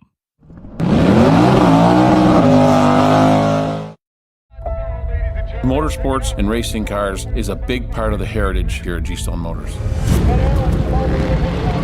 Todd and I have been racing each other for years. I love the one-on-one competition. When it comes bottom line, we're all behind each other and support each other with everything we do. I think that says a lot about our company's culture. I'm Vince Quinville, Service Manager at Gstone Motors. Gstone Motors, your family Ford dealership, Route 7 South, Middlebury, Vermont. Welcome back, ladies and gentlemen. Hopefully you enjoyed your quick little break. You're watching the 802 Next Gen Elite Series from New Hampshire, Race 11, the Lobster Roll 130, as it is all being covered here on Freaky Fast Broadcasting. My name is Sam Dyer. With me is Zach Hall, and running production in the background is Robert Moyer Jr. Zach, This race has been clean and green. Just one caution has been thrown so far. Mark Whitley leads the way as we just finished our green flag pit cycle. It's now all about racing it to the end unless we get a caution flag to be thrown. But I'm looking at some of the drivers that are trying to find a way to run down this 77. I know we were harping on Eric Schaefer, but it looks like he had a little bit of trouble in pit road on top of staying out longer than everyone else. Yeah, it's 16 seconds, the gap back to the 7 in 7th place right now. And I mean, running about 3/10 quicker than our leader, but that's just not going to get it done. You know, the difference will be more later as we go, apparently, as the tires really start to fall off in the later half of the run. But yeah, that just a lot of time given up. And even Steve Tucker, who stayed out a good portion longer than him, he's only about 2.5 seconds back. So it just showed during the pit phase, it did not go well for the 7. It did not, as it is going to be seen drivers heading to pit road as Grant Humphrey went as far as they can go, but the tires said no more. 85 laps. Caution wasn't thrown, and now Humphrey, the lone tire, forced to pit road to get service done. But you got to give a big kudos. 48 tried something different. Again, for Grant Humphrey, 5th in points, so is in a position where they can kind of gamble some of these races.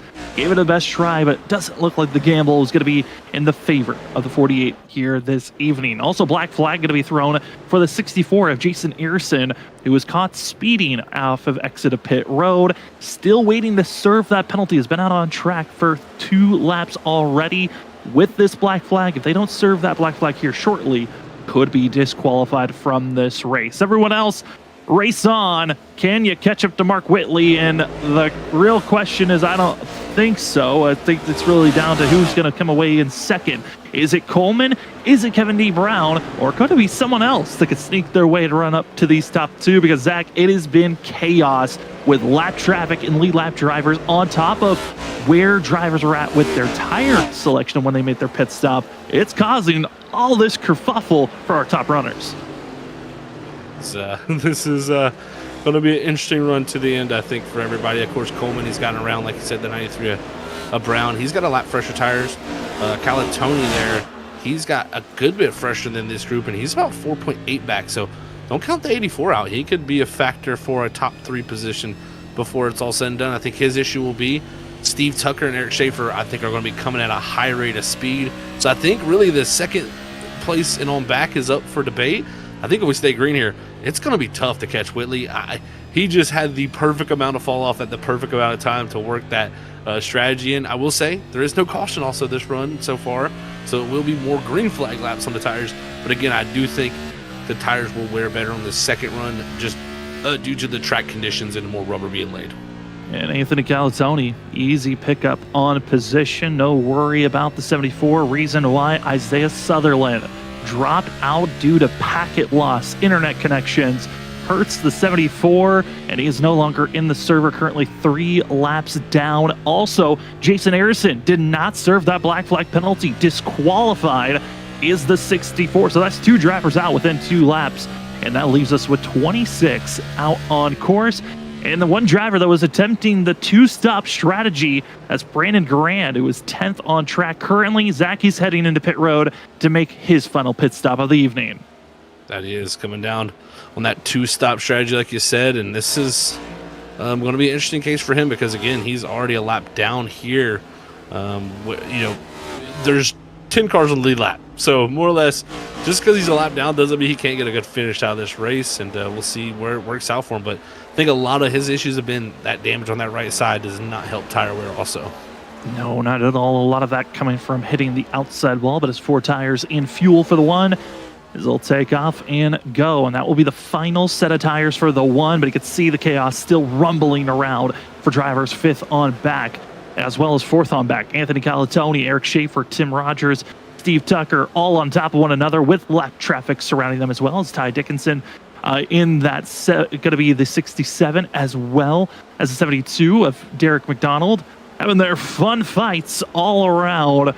But with these final laps ticking away, this is the moment that you've made your bet, and let's see if you can sleep well here tonight with the decisions you've made. Isaiah Sutherland is trying to reconnect back into tonight's race. Currently 7 laps down and is in pit road, currently about to be taking off and go. Tough one overall, but Zach, I mean, a late caution obviously would shake everything up here tonight. But if we stay clean and green, I'm looking at the difference of 4th place back to 3rd. I mean, that is 4 seconds, but with how fast some of those other drivers are currently, I mean, that 4 seconds could disappear in a blink of an eye. It really could. Where did the 24 go for a second? No, he was just getting out of the way. He's done that a couple of times. Just from that shot, it looked very ominous on where the 24 was going as we continue to stay green. Right now, Barker in the 6th here in 11th. He would be the first car 1 lap down. So Banks is a couple car lengths ahead of Whitley, but Barker right now, if the caution comes out before Whitley's able to get around the 55, would benefit from a yellow. But I will say also to Barker's benefit here is Banks is on fresher tires than Whitley, who is running quicker than Banks, but is on fresher tires. So maybe he'll look to hold that lead back a little bit. How do you stop? How do you make it not go forward no more? We'll see how hard these drivers want to fight against one another. Here's Logan Troyer in the 12th machine on the outside, watching some of the competition try to drive on through. There's Joe Hudson, of the 14. And Logan Troyer, early in the season, had a lot of high moments. We were always rooting for this green machine to have good finishes, but here this evening, needing to have just a little bit more help. Currently 24th in points, no top 5s, no top 10s. And currently the 12 running 13th place after getting passed by the 14 and getting out of the way of Isaiah Sutherland. That's running a little bit mad after being 6 laps down. Definitely got to be tough for Sutherland, who's felt the benefit of 2 weeks in a row victory. Not going to be able to have that here tonight at New Hampshire, but I will say we're about to have a battle heating up here for the 4th position. Calatoni has got caught by Eric Schaefer, and Steve Tucker is not far behind Eric Schaefer either, so we'll see how it works out between these 3. But they got about 3 seconds up the road to Kevin D. Brown. I think all of them could possibly still catch him. I mean, we're trying to calculate the numbers on these tires. Again, Mark Whitley still having to make these tires last. He's running good times. But where will Tucker and Eric Schaefer's laps be after they make these passes to Anthony Calatoni, running that second groove off the white line, having some good laps? As Kevin D. Brown, the difference, 3 seconds. It was 4 seconds just 3 laps ago. They have been carving away on this lap and the difference on times while battling each other. I think that's what makes this more crazy to watch between the 84 and the 7 on how they're catching up to Kevin D. Brown. I know it is actually interesting to watch, and so much lap traffic playing a factor here too. I mean, this is the beauties of NASCAR racing. When you have a long green flag run, it's mixed up. There's mixed bags. It kind of becomes a race inside of a race itself. So I love seeing this condition here, but look at Kevin D. Brown right on the back bumper of Coleman now too. Right back on Coleman, and Coleman thought he could scoot away. Not going to be the case. And now the battle for second could be roaring in these final 30 laps. It is not over yet on who wants to be interviewing with us after this race is over. Again, once the checkered flag is thrown, we still have the Riptide Radio post-race show. We'll talk to our top 3, get you a little bit of a breakdown of tonight's race, as well as get you prepared for next week at Daytona. You don't want to miss it, as all these drivers will be hitting the course. Super Speedway Racing, who's going to find their way into victory lane potentially for the first time this season. That's going to be a show you don't want to miss next week. But again, all the conversations on the Riptide Radio Show right after the race is over. We'll be right on this stream, so don't click away just when we see who won the race. As we're seeing Tucker as well as Schaefer side by side, and those fresher tires being rewarded as Tucker, as now he's trying the outer groove to get around Calatoni. And he is. Tucker has been so impressive, throughout this race so far. I feel like this has got to be his best race of the season, really. And right now, showing out. I mean, I really thought he stayed out way too long, and it could be out to play that case where he's not going to have an opportunity to say fight for the win. I don't know if that was ever an availability unless he pitted pretty strictly right behind him. But man, he's done a great job. He's going to have fresher tires all the way to the end of this race compared to everybody ahead of him. This is a good position to be sitting in if I'm him in the 34. It's seeing the 34 team ripping the top, and Calatoni, big wiggle, loss of not just one position, but two. He's still slipping and sliding. Calatoni inside wall, a little bit of contact for himself, and as he comes back up into the racing line, he's going to be back on the road course, now drifting across the grass. Big bumps all around. Is it pit road or still race on? It's still race on for Calatoni. And now the mindset's going to be, can he get a top 10 after that horrendous run off the exit of turn 2? That is for sure. That's tough for him, man. I mean, that is a huge loss of time, but it could have been death. That was such a big moment that he could have ended his race if he caught any part of that inside wall wrong. You know, it really can go a lot of different ways. So great gather up, but now the loss of time, of course, is immense. It certainly is. And now with the opening of no longer Calatoni holding back Tucker or Schaefer, it is an open window for the 34 and 7 to blitz on through as they're trying to run down Coleman and Brown that are just within 2 seconds. A couple of drivers further on the back feeling like they need to use their final set of tires. And so we're going to be seeing a couple of drivers heading into pit road, going to get some service done. But Zach, we're coming up to 20 laps to go. We've seen some late cautions blossom up. And with the way some of these drivers are attacking with their tires and maybe didn't think about how much wear and tear they were putting on, there's still a chance of that late caution coming out and throwing away everything Mark Whitley's done for tonight's race. No doubt. I mean, we've seen it a lot in racing. It just, you can have just simple things play out that, you know, it was going your way all the way up till the very, very end. And all it takes is a late race caution and a pit stop strategy gone wrong. And that's the biggest thing. I mean, you never know with the end of this race. I think you could see, if we got a caution now, especially under 30 to go now, you could possibly see a lot of guys just look to do 2 right side tires. And that's going to be a thing if you're Mark Whitley, is like, do I take the risk of right side tires, or do I just go with the safe bet of 4, or do I even stay out? I mean, there's really a lot of questions running through his mind if the yellow flag does come out. So we'll have to see and prepare for that. But right now, he has put on a clinic so far tonight, 7.5 seconds ahead of second. I know for the admins, they're loving this racing action. Last week had 10 cautions in total. I know they never like to see double digits in cautions in any of the 802 Racing League races that they run throughout the week, which if you'd like to hear more about how those races go down, you can go check out the 802 iRacing League podcast on all podcast stations, from Apple Music, Amazon Music, to YouTube and Spotify. You can go listen to it all, and you can listen to it live at the 802 iRacing League podcast on YouTube. And if you'd like to be out on track, be part of the competition, it's free to be a part of. Just look up the 802 iRacing Leagues, find a way to join their Discord, pick a number, get out on track, see how you can race with some of the competition out here, just like Eric Schaefer, 5th place, making his debut run. And Zach, the competition for second, well, it's about to be over in a blink of an eye. Tucker has caught Coleman and Brown.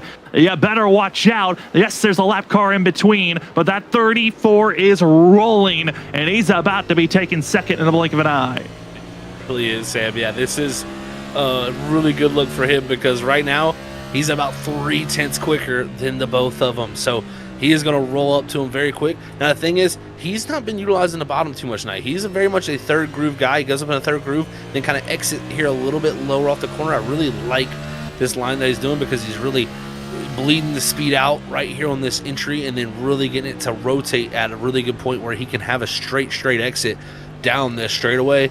And right now, he's going to look for the opportunity as Coleman goes back around the outside of the 93. Here comes the 34, Steve Tucker. He's going for third. Tucker had to go with the momentum to the outside. Now he's got a decision. Do I just focus on getting by Brown, or can I go for the 2-for-1 and get by both of them as quickly as possible? Hudson also trying to follow the momentum of wherever the 38's going to be. 34 is going to be rolling, but not able to get to the outside lane as they continue to race on. Trouble, though, for the 24 of Aiden. He's going to be finding himself blown tire, it looks like, forced to pit road for the 24 team as he's heading into pit road. Also, some heavy right side damage. No caution is thrown. We continue to race on with 19 laps to go, and it's a 7-second difference between Whitley back to this battling for second position. It's wild. 7 seconds from first to second, second to fifth. It's 2 seconds. So it is just showing you It is close from second on back, but this man that we were just watching right there has been putting on a clinic here tonight. Got to give him every bit of credit he can. But here's, look at the 34. He won second. It might be the best he could do if we don't get a caution, but this will feel great for Tucker riding around the outside of the 38. He should have positioning here off of 4. He needs to make the pass quickly. Second place looks absolute, but if he can somehow find a little bit of clean air, can roll with some really fast lap times, I mean, the race win, it looks out of reach. But if he hits these incredible lap times that we've seen Tucker hit, this race is not completely over just yet. Between this 34 and 77 team, with the way Tucker was racing super late in the run and how much fall off Mark Whitley has already had, I mean, Zach, it's not fully out of the picture, but it certainly looks improbable. That's for sure. And, you know, we roll around here for about 4 or 5 laps, sometimes up to 6 laps under caution. So we had that yellow flag in the first run. You're not going to have that here. So Whitley blew a tire on 65. If anything, he's got to be a little bit better this run. That's the big thing for him. And right now I look at it, he's about a half second slower. And the big thing for him is he just got passed by Brandon T. Banks, who just unlapped himself in the 10th position. That's going to be putting some air on the nose of the race car here. This is not improbable for Tucker. I mean, it's a huge hill to climb here with how much time we got to go. But if Whitley hits the cliff and it's half seconds a lap, it could be very much on still. It still could be on with 6.2 seconds the difference with 15 laps. You got to hit the perfect marks. If you're Steve Tucker, you got the tires, but do you have enough time? And also you got to hope that lap traffic works with you and does not hurt you. Well, the battle also for 4th place isn't over just yet, as Eric Schaefer, in a blink of an eye, has gotten by Kevin D. Brown. Kevin D. Brown, pole sitter, falls back to 5th position. But Schaefer, a great debut here tonight for the Lobster Roll 130. Zach, obviously, another debut and another driver we got to circle up as another threat. Each week we see them show up for a race. No doubt. And you see him right now, too. He's not running his tried and true line of that apron. And the little bit I've been looking around the racetrack, I do think that line has kind of faded away much more. And that's kind of why we gave a key point of you got to find the speed and where the fast line is around here, because it changes. The more rubber you lay down on that apron line, it's going to get much tighter down there and be harder to hook that bottom without, you know, having that fresh, clean pavement to really get all that traction on. You get on that hot, slick rubber, it really becomes a big difference. So I think this track has transformed a little bit, and I think that plays even more into the factor of Steve Tucker, who, again, 30.56 last time by. Leader Mark Whitley, 31 flat. It's a half second, Sam. That's what he needs. And that's with clean air to work with. There's 2 lap cars in between our leaders and Tucker, and another lap goes down, but it's only a 2/10 difference. You cannot have that much of a difference. It has to be a half a second every lap. If it's anything less than that, Tucker will not have enough time to run down Mark Whitley. And you can see Tucker's got some action behind him. It doesn't really look like he needs to really worry about those drivers just yet, as that's going to be Barker, who's on old tires, and also going to be Hudson on older tires in the 34. So it's hit your marks and try to go forward. But Zach, I'm looking at the difference on times. Tucker's fallen off, and it is not as big of a gain that he needs to have with 11 laps to go. It's still 5 seconds. Definitely amazing to watch all the racing going on. I've been doing a little bit of digging. I've been looking around, looking at the different drivers. The lines that people are running are so interesting. I'm seeing people enter in the 4th groove, way up the racetrack, and running up there trying to find some clean track just to find a little bit more speed. And they're all trying to do it because of this driver right here ahead, who, again, only 2/10 faster is Steve Tucker. So Whitley's been better. He's been about a 10th quicker each and every lap than he was previously. He's got to keep doing this, Sam, here. And I think the benefit for him is Brandon Banks is starting to get a little bit farther away. Banks is just continuing to pull about a 10th or 2 here a lap on him, and that's allowing him to get a little bit more air on the nose of that 77. How much more can you try to run down with 10, make it now 9 laps to go? Some other battles that were happening on track was the battle for 7th. Michael Wolf has been able to stay ahead of Tim Rogers. There is still the battle for 11th place between Barker and Hudson, as well for 13th between Smith and Kip Easley. Those are some of the closest battles for position, and as well 21st position, Kevin S. McDonald. First going to be Colin Trebass, but Get all eyes on Tucker. It's down to 4 seconds now, Zach. But as they cross the line, that closest distance it is at the apex of 3 and 4. And then Whitley just exits so quickly, he gains about 2/10 back after that run. Yeah, that time by two, Tucker missed the center of 3 and 4 a good little bit, got a little wide. His speed is starting to fade a little bit here. I know the tires are overheating. You know he's got to be pushing for every little bit on the front nose of that race car, trying to find the turn. But I do think as time has gone on, the overheating phase is starting to happen to the tires, and he's only going to gain, I'd say, about 1.5 to 1/10 from the rest of this race. As drivers going back and forth, fighting for everything. It has been a joy to give you the coverage here this evening on Freaky Fast Broadcasting. My name is Sam Dyer. With me has been Zach Hall, Robert Moyer Jr. running production in the background. Just one caution has been thrown here this evening.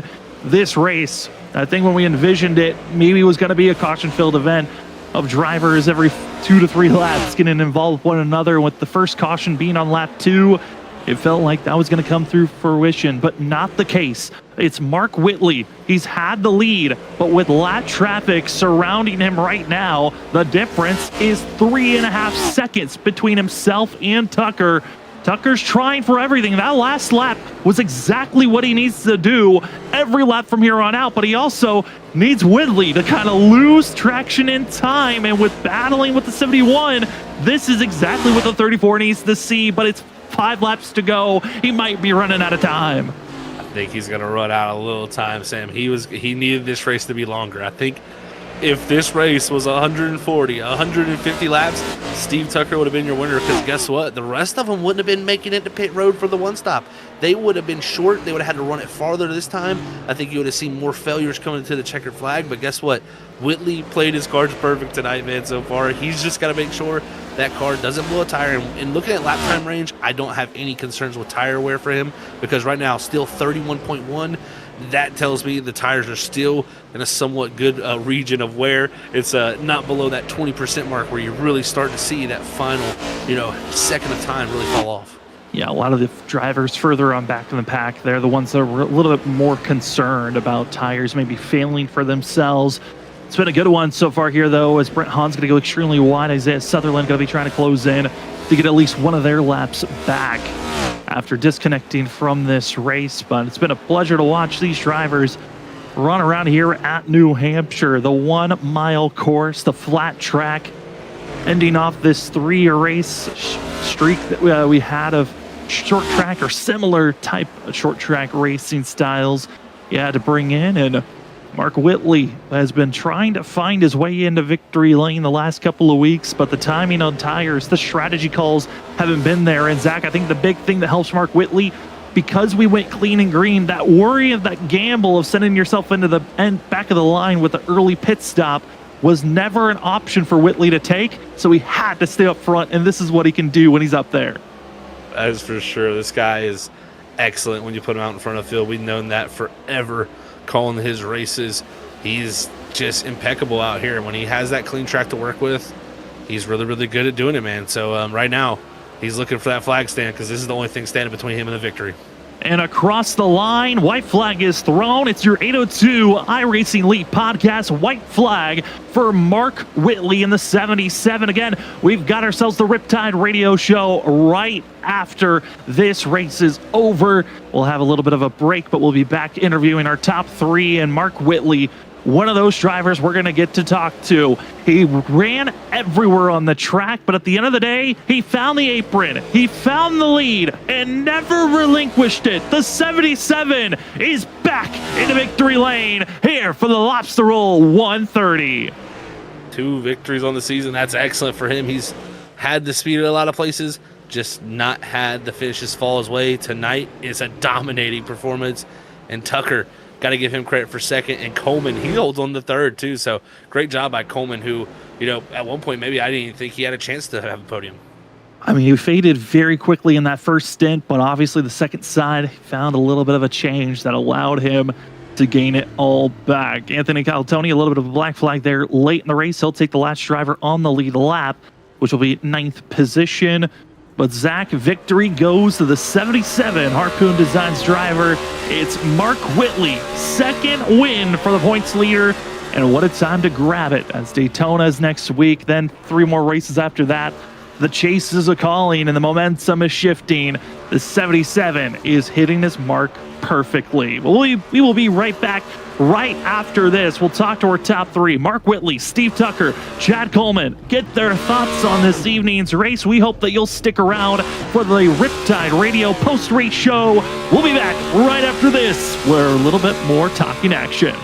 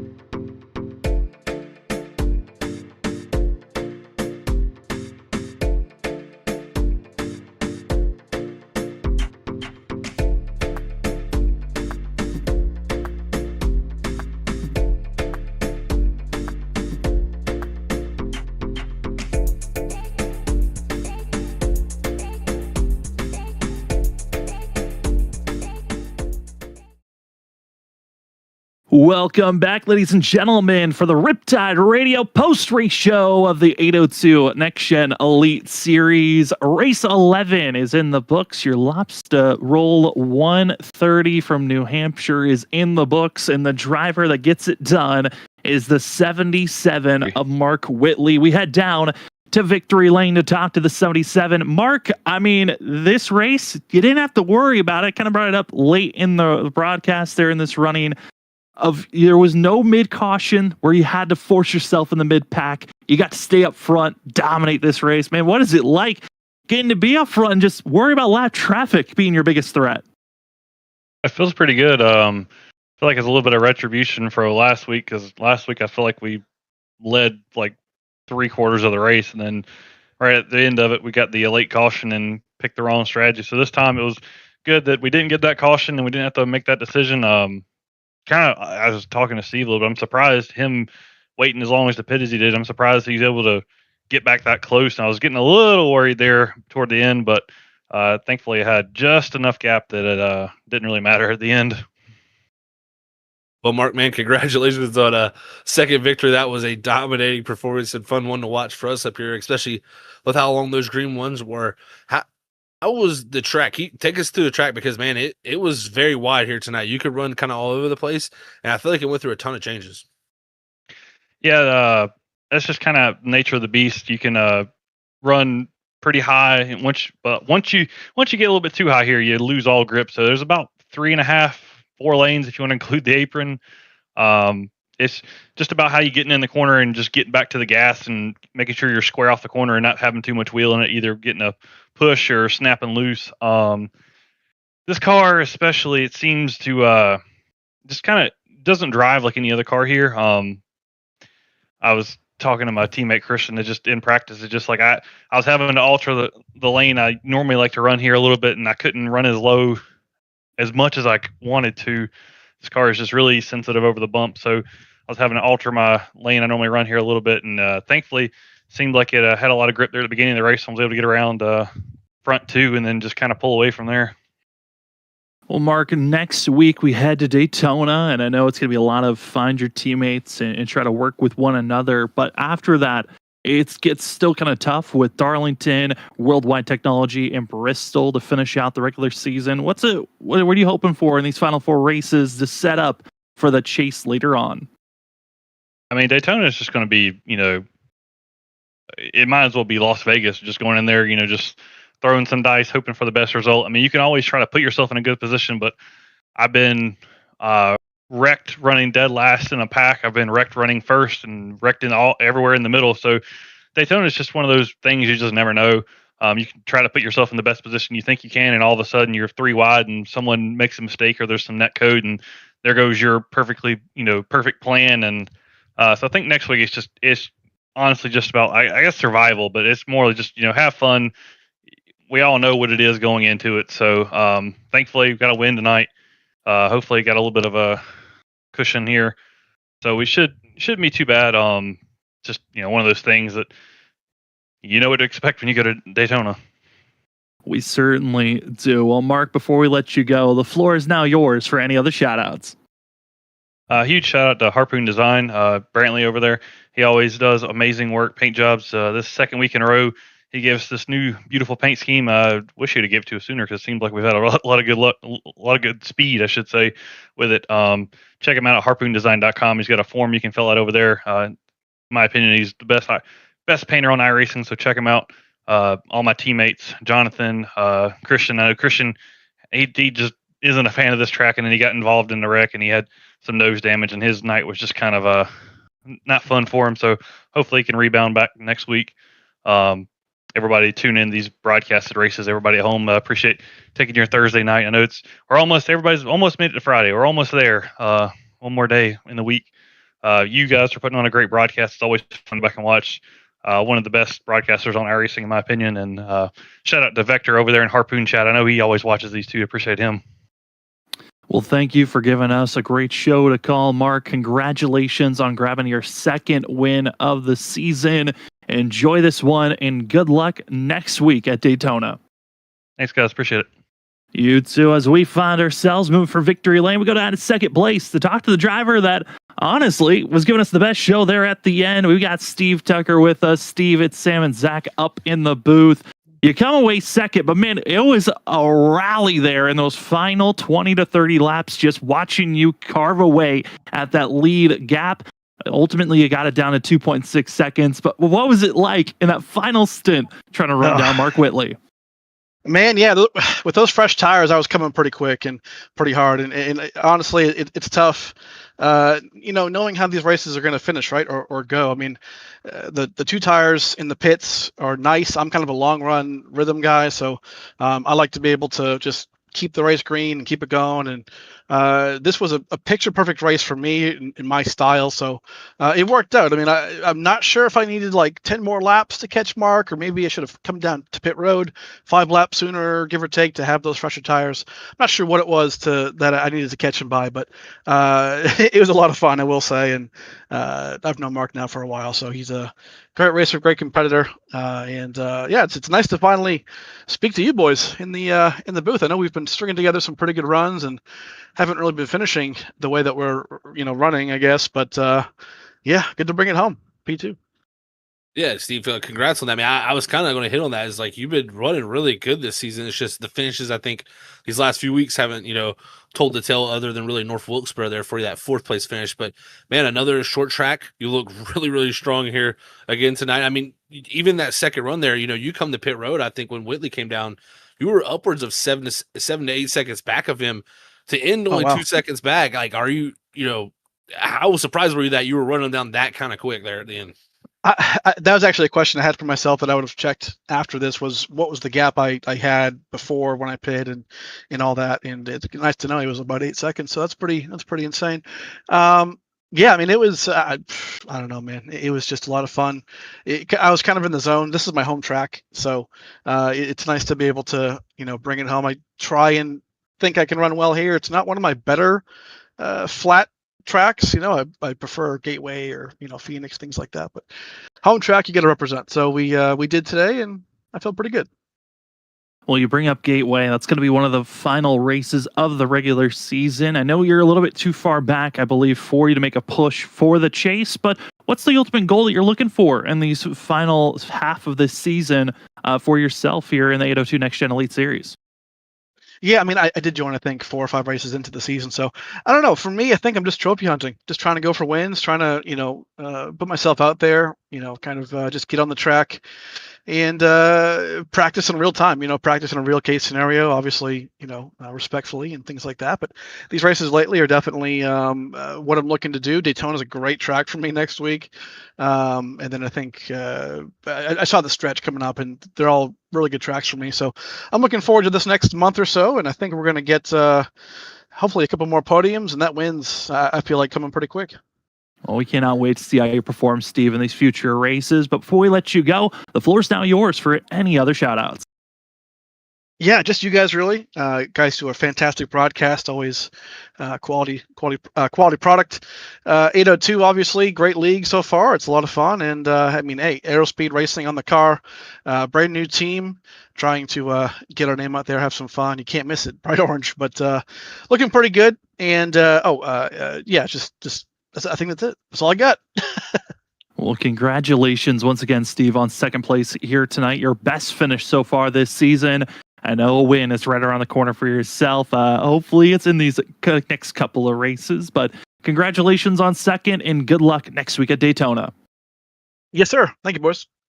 As that will finish up our talk with Steve here for second place, that will drop us down to third position, where we get to talk to Chad Coleman, who had his own dogfight there at the end to hold back Eric Schaefer for third place. Chad, you came up second after qualifying, and you certainly were one of the fastest drivers in the short run. You come up third here at the end of this race, but man, what else did you need to try to compete with some of those other drivers up front? Practice. I mean, I just, the first part of the race, I was running the wrong line, and it was just hard lessons learned. I figured it out about midway, a little after midway through that first run, but it was too late. I done hurt the right front tire, and Mark was gone.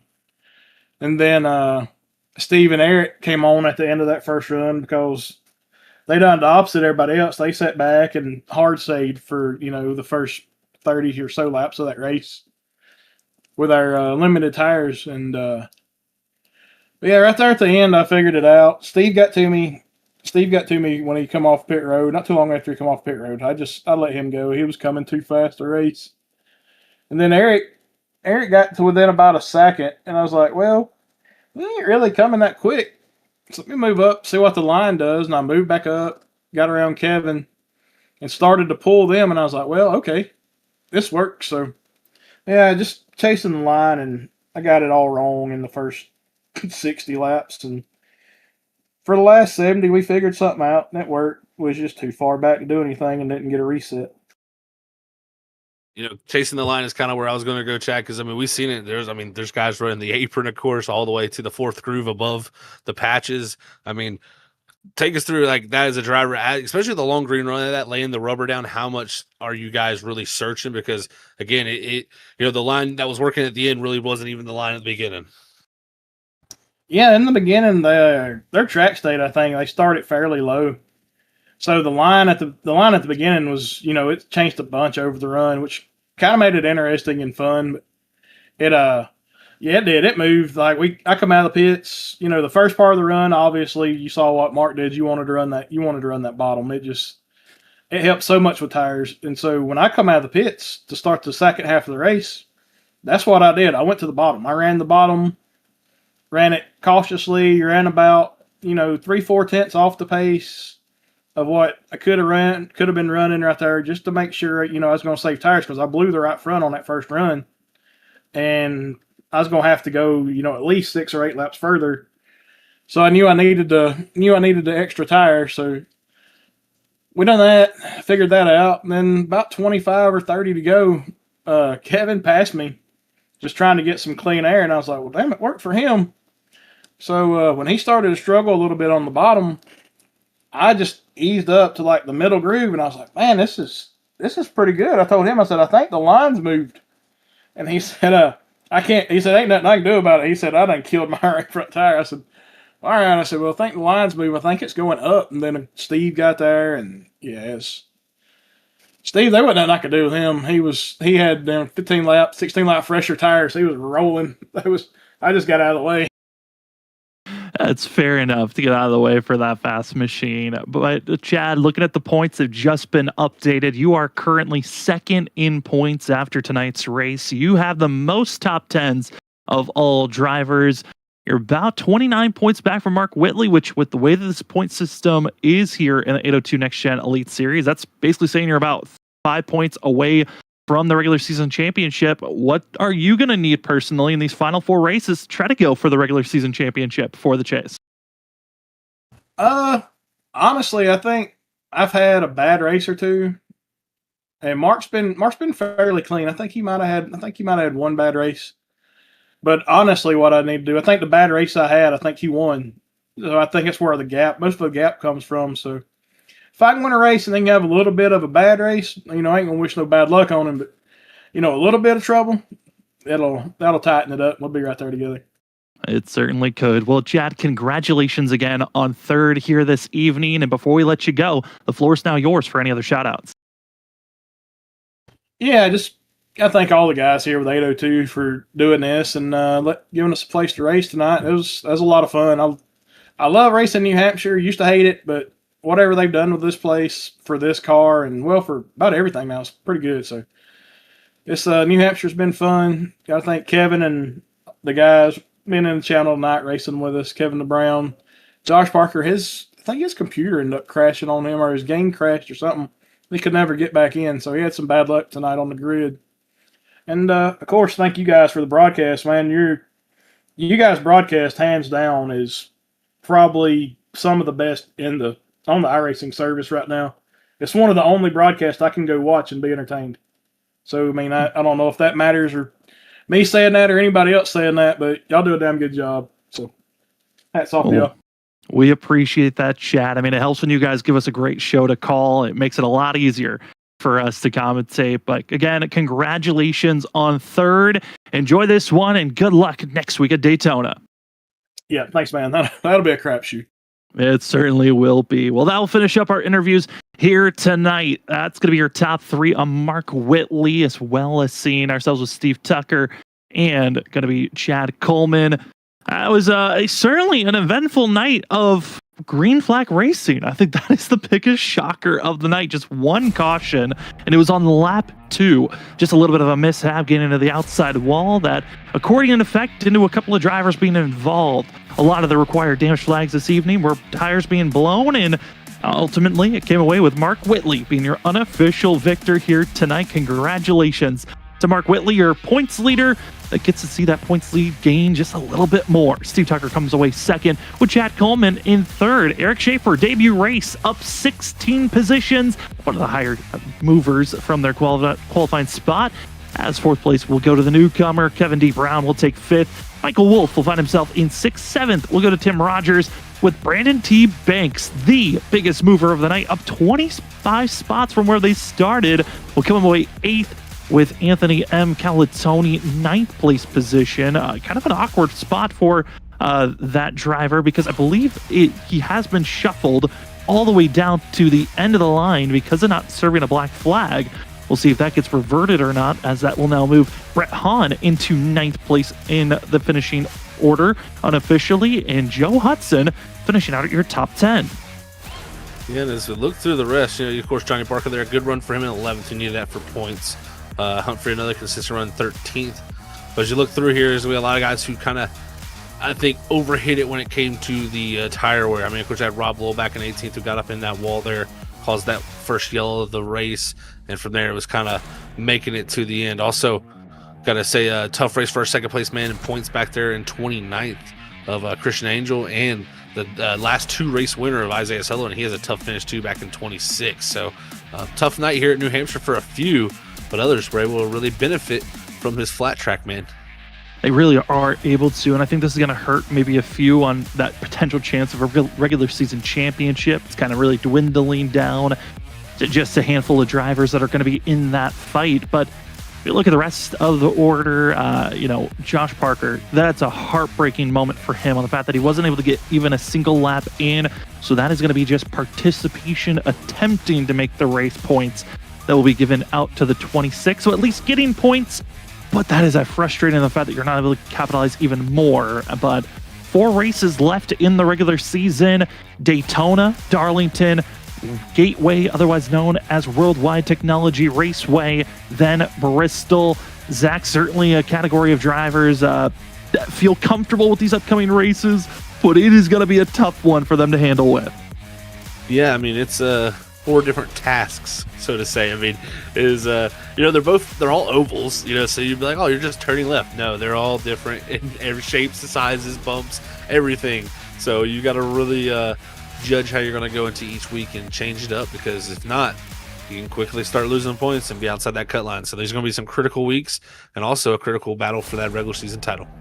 And a couple of new drivers signing up even during the stream for the 802 Next Gen Elite Series. So we're going to have some new names heading into next week at Daytona. You don't want to miss out for it here on Thursday nights. I know for upcoming races, we've got the Trinity Racing League as they continue on in their regular season with the playoffs and chase right around the corner, as they're also getting prepared for the in-season bracket that's right around the corner. Don't want to miss that out on Mondays. Tuesdays, we got an announcement to make. We are picking up the BRB Sundance Pro Series for Season 7. Doesn't start until October, but excited to be working with those guys on Tuesday nights. And then we're right back here next Thursday. Zach, Daytona next week certainly should be a fun one for these drivers to watch out for. Yeah, no doubt. It's a good super speedway racing, and like the caliber of drivers we got here at AO2, and even new drivers joining. Like, man, this is so fun to watch because, look at tonight. I think there's a great example of what you got here at this league, and it's really propelled to a night like tonight where you can run green flag in New Hampshire with over 30-something cars for this long. It is really, really impressive. So shouts to all the admins, shouts to all the drivers, because it takes them to really put it into effect what the admins say, So great job by everybody. You got to figure out who's your teammate, who's your ally. That's going to be a big thing next week. And can you make impressions that drivers just want to work with you? Going to be a big thing next week at Daytona. But again, Monday night, Trinity Racing League, they find themselves heading to Richmond. But for tonight, we do want to say finally a big thank you to all the sponsors that hop on board with the 802 Next Gen Elite Series. First and foremost, I want to say thank you to Gstone Motors, BG Graphics, 802 iRacing League Podcast, Admin Box, and of course, we're underway with it with the Riptide Radio post-race show, sponsored by Riptide Radio. Thank you so much to all the sponsors that latched on board for this first season of the Next Gen Elite Series for the 802 Racing League. It's been a pleasure to give you the call of race number 11 of the season.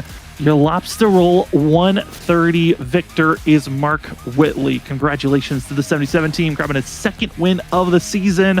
But for us up at the booth, it's been a pleasure to give you the call. For myself, Sam Dyer, for Robert Moyer Jr., and of course, the guy who is also the second voice up in the call, that's Zach Hall, and everyone else from Freaky Fast Broadcasting. Thank you for hanging out with us on your Thursday nights, with being here live, for rewatching it the next day or a couple of weeks later on. We appreciate you coming back and seeing what the show is like here on Thursday nights. Congratulations to Mark Whitley again for his win this evening. Next week, everyone's got a chance. There's an opportunity on the line. Victory, will it be a repeat winner, or could we have a first-time winner? You'll have to find out and see next week. But if you can't wait until then, don't you worry. We got you covered. Monday night, the drama-filled Trinity Racing League. Every race, somebody's getting mad. And I think the frustration might amount to get a little bit louder. We went from Michigan to Las Vegas, and now it's time for a short track bash. Welcome to Richmond. You don't want to miss it. That will be Monday night for the Trinity Racing League for our next Freaky Fast broadcast.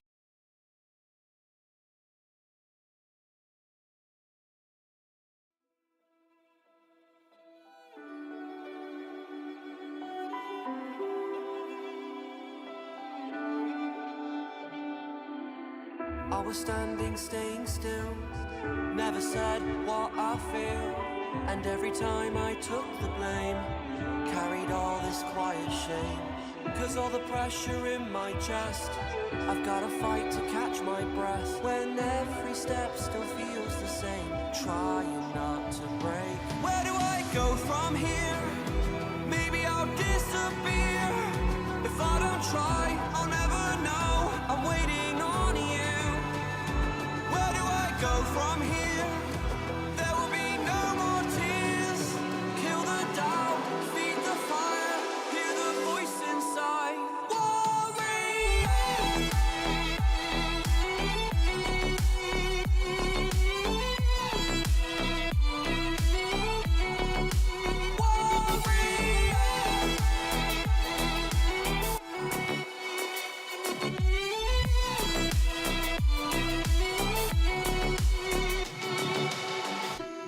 Up, it's my turn this time. They took a shot, now I want mine. You fall, I rise, I take the wheel. So this is how it feels. Where do I go from here? Maybe I'll disappear. If I don't try, I'll never know. I'm waiting on you. Where do I go from here? There will be no more tears. Kill the doubt, feed the fire, hear the voice inside.